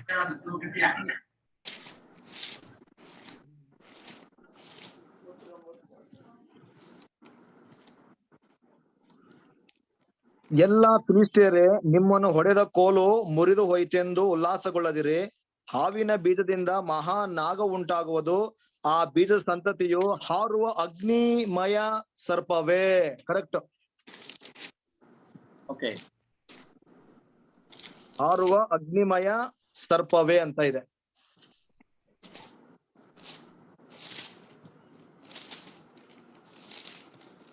ಓಕೆ, ಪಾಸ್ಟರ್ ಜಾನ್ಸನ್ ಅವ್ರಿಗೆ ಸಿಕ್ತು ವಚನ ಅಂತ ನಾನು ಅನ್ಕೊಡ್ತೀನಿ. ನಿಮಗಷ್ಟೇ ಅಲ್ಲ ಸರ್, ಎಲ್ಲರಿಗೂ. ಯಾಕಂದ್ರೆ ಕೆಲವು ಸಂಡೇ ಇಲ್ಲ ಇಲ್ಲ, ನಿಮ್ಮ ಒಂದು ನೀವು ಪ್ರಶ್ನೆ ನೀವು ಹೇಳಿದ್ರಲ್ಲ, ನಿಮ್ ಮೂಲಕವಾಗಿ ಎಲ್ಲರಿಗೂ ಇದು ಗೊತ್ತಾಗಬೇಕು. ಇದು ಯಾಕಂದ್ರೆ ರೆಫರೆನ್ಸ್ ಗೊತ್ತಿದ್ರೆ ಹೇಳಿದ್ರು ಒಳ್ಳೇದು ಅಂತ. ಹೌದೌದು, ಒಳ್ಳೇದು. Thank you. ಧನ್ಯವಾದಗಳು. ಇನ್ನೊಂದು ಸಣ್ಣ ವಿಷಯ, ಆ ಸರ್ಪ ಆ ಆದಾಮ್ ಹವ್ವಾಳ ಯಾವ ಭಾಷೆ ಮಾತಾಡ್ತಿದ್ರಲ್ಲ, ಅದು ಮಾತಾಡ್ದಾಗ ಹವ್ವಾಳ ತಿಳ್ಕೊಳ್ಬಹುದಾಗಿತ್ತಲ್ಲ. ಒಂದ್ ಯಾವ್ದೋ ಒಂದು ಪ್ರಾಣಿ ನಮ್ ಭಾಷೆ ಮಾತಾಡ್ತದೆ, ಯಾಕಂದ್ರೆ ಮನುಷ್ಯರನ್ನ ಇಬ್ಬರೇ ಇದ್ರು, ಅವ್ರು ತಿಳಿಬಹುದಾಗಿತ್ತ. ಅವ್ರು ಇದು ಎಲ್ಲ ತಿಳಿದ್ರೆ ಪಾಪ ಮಾಡಿದಕ್ಕೋಸ್ಕರವಾಗಿನೇ ಶಿಕ್ಷೆ ಇದೆ ಅದು. Yes, thank you. ಮತ್ತೊಮ್ಮೆ ನಿಮ್ಮೆಲ್ಲರಿಗೂ ನಾನು ಧನ್ಯವಾದಗಳು ಅರ್ಪಿಸ್ತೇನೆ. ವಿಶೇಷವಾಗಿ ಈ ದಿನದ ಸಭಾಸಾಲ ಪಾಠ, ಭಾನುವಾರ ಪಾಠವನ್ನು ನಡೆಸಿದಂತ ಪಾಸ್ಟರ್ ಅಮಿತ್ ಅವರಿಗೆ ನಾವು ನಮ್ಮೆಲ್ಲರ ಪರವಾಗಿ ಮತ್ತು ನನ್ನ ವೈಯಕ್ತಿಕವಾಗಿ ನಿಮಗೆ ಧನ್ಯವಾದಗಳನ್ನ ಅರ್ಪಿಸ್ತೇವೆ. ಬೋಧಕರೇ, ಥ್ಯಾಂಕ್ ಯು ಸೋ ಮಚ್. ಈಗ ನಾವು ಮುಕ್ತಾಯಕ್ಕೆ ಬರೋಣ. ಪ್ರಾರ್ಥನಾ ಸಮಯ. ಪ್ರಾರ್ಥನೆಯು ಬಹಳ ಅಮೂಲ್ಯವಾದದ್ದು. ಸೊ ನಾವು ಪ್ರಾರ್ಥನೆಯನ್ನ ಮಾಡೋಣ. ಅತ್ಯಂತ ರೀತಿಯಲ್ಲಿ ದೇವರು ನಮ್ಮನ್ನ ಅದ್ಭುತವಾಗಿ ಆಶೀರ್ವಾದ ಮಾಡಲಿ ಎಂಬುದಾಗಿ. ಸೊ ನಮ್ಮ ಮಧ್ಯದಲ್ಲಿ ನಮ್ಮ ಒಲವಿನಲ್ಲಿ ಬೋಧಕರಂತ ರತ್ನಪ್ಪ ಅವರಿದ್ದಾರೆ. ಅವ್ರು ನಮಗೆ ಮುಕ್ತಾಯದ ಪ್ರಾರ್ಥನೆ ಮಾಡ್ತಾರೆ. ಅದಾದ ನಂತರ ಪರಲೋಕದ ಪ್ರಾರ್ಥನೆ ಮಾಡಿ ಪಾಸ್ಟರ್ ಅಮಿತ್ ರವರು ನಮಗೆ ಅಂತ್ಯ ಆಶೀರ್ವಾದವನ್ನ ಕೊಡುವಾಗೆ ಕೇಳ್ಕೊತೇನೆ. ಬದುಕರಂತ ರತ್ನಪ್ಪ ಅವರೇ, ನೀವು ಆ ಮುಕ್ತಾಯದ ಪ್ರಾರ್ಥನೆಯನ್ನ ಮಾಡ್ಬೇಕಾಗಿದೆ ಕೇಳ್ಕೊತೇನೆ. ನಿಮ್ಮ ಮೈಕನ್ನ ಆನ್ ಮಾಡ್ಕೊಳ್ಳಿ. ಈಗ ನಿಮ್ಮಲ್ಲಿ ಏನಾದ್ರು ಮನವಿ ಇದ್ರೆ ದಯವಿಟ್ಟು ತಿಳಿಸುವಾಗಿ ಕೇಳ್ಕೊತೇನೆ. Any prayer request? ಹಾ, ನಮ್ಮ ಕುಟುಂಬಕ್ಕಾಗಿ, ನನ್ನ ಆರೋಗ್ಯಕ್ಕಾಗಿ ಪ್ರಾರ್ಥನೆ ಮಾಡಿ ಪಾಸ್ಟರ್. ಓಕೆ, ಖಂಡಿತವಾಗ್ಲು ಖಂಡಿತವಾಗ್ಲು. Pastor, pray for my son Vikram and my mother. Okay, Yeah, ಈಗ Pastor. ಬಿಸಿಲು ಸ್ಟಾರ್ಟ್ And ಆಗಿದೆ. pray for Pastor Johnson and his family too. Okay. I am sharing his device here. Thank you. Pastor, ಈಗ ಬಿಸಿಲು start ಆಗಿದೆ, ಅದಕ್ಕೋಸ್ಕರ prayer ಮಾಡಿ. ಜಾಸ್ತಿ ಬಿಸಿಲು ಇಲ್ದೆ ಎಲ್ಲ ಜನಗಳು ಏನು ಖಂಡಿತವಲ್ಲ.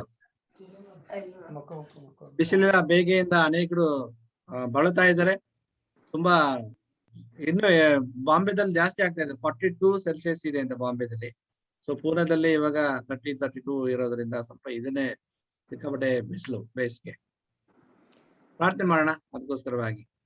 ಓಕೆ, ಈ ಸಮಯದಲ್ಲಿ ಬದುಕರಾದ ರತ್ನಪ್ಪ ಅವರು ನಮ್ಗೆ ಪ್ರಾರ್ಥನೆ ನಡೆಸ್ಕೊಡ್ಬೇಕಾಗಿ ಕೇಳ್ಕೊತೇನೆ. ಕಣ್ಣುಗಳನ್ನು ಮುಚ್ಚೋಣ, ಪ್ರಾರ್ಥಿಸೋಣ.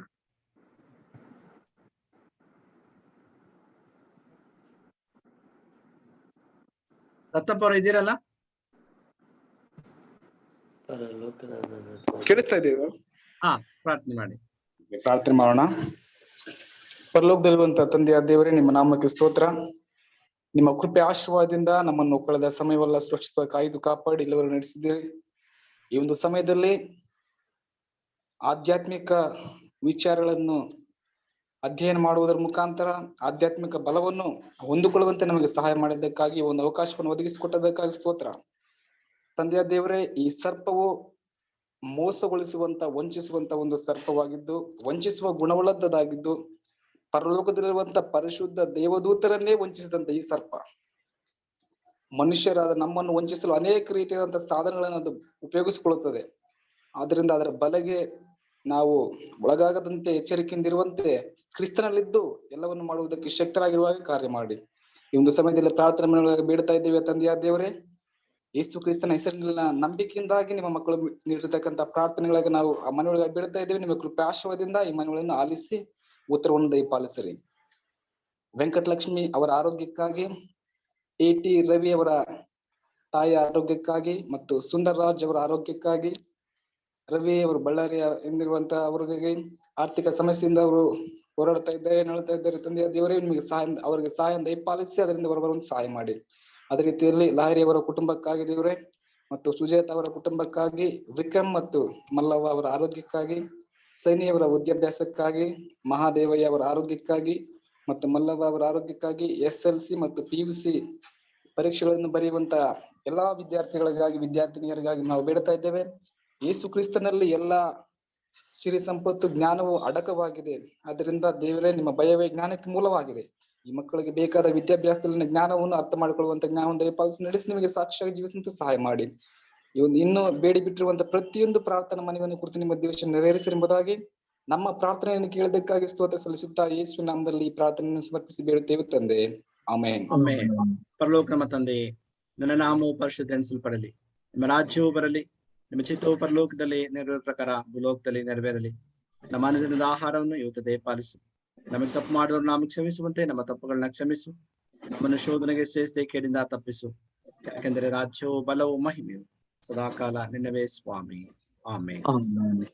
ಸರ್ವ ಶಕ್ತನಾಗಿರುವಂತ ಪರಲೋಕದ ತಂದೆಯಾದ ದೇವರ ಪ್ರೀತಿಯು, ಆತನ ಮುದ್ದು ಮಗನು ನಮ್ಮ ದಿವ್ಯ ರಕ್ಷಕನೂ ಆಗಿರುವಂತ ಪ್ರಭು ಯೇಸು ಕ್ರಿಸ್ತನ ಮಹಾಕೃಪೆಯು, ನಮಗೋಸ್ಕರ ಯಾವಾಗಲೂ ಅನುನ್ನತಿಯಲ್ಲಿ ನಡೆಸತಕ್ಕಂಥ ಪವಿತ್ರಾತ್ಮನ ಸಹಾಯ ಸಮೃದ್ಧಿ ಹಸ್ತವು ಈಗಲೂ ಯಾವಾಗಲೂ ನಿತ್ಯ ನಿರಂತರಕ್ಕೂ ಈ ಒಂದು ಜೂಮ್ ಮಾಧ್ಯಮದಲ್ಲಿ ಬಂದಿರತಕ್ಕಂಥ ಪ್ರತಿಯೊಬ್ಬ ನಿನ್ನ ಭಕ್ತರ ಸಂಗಡ, ಸೇವಕರ ಸಂಗಡ ಹಾಗೂ ಪಾಸ್ಟರ್ ಸುರೇಂದ್ರ ಅವರ ಸಂಗಡ ಹಾಗೂ ಎಲ್ಲ ಕೋಟಿಗಳ ಸಂಗಡ, ನಮ್ಮೆಲ್ಲ ವಿಶ್ವಾಸಿಗಳ ಸಂಗಡ ಇಂದು ಎಂದು ನಿತ್ಯ ನಿರಂತರಕ್ಕೂ ನಿನ್ನ ಆಶೀರ್ವಾದವು ನೆಲೆಯಾಗಿರಲಿ ತಂದೆಯೇ. ಆಮೇನ್. ಆಮೇನ್. ಆಮೇನ್. ಥ್ಯಾಂಕ್ ಯು ಎಲ್ಲರಿಗೂ ಮತ್ತೊಮ್ಮೆ ನಿಮ್ಮ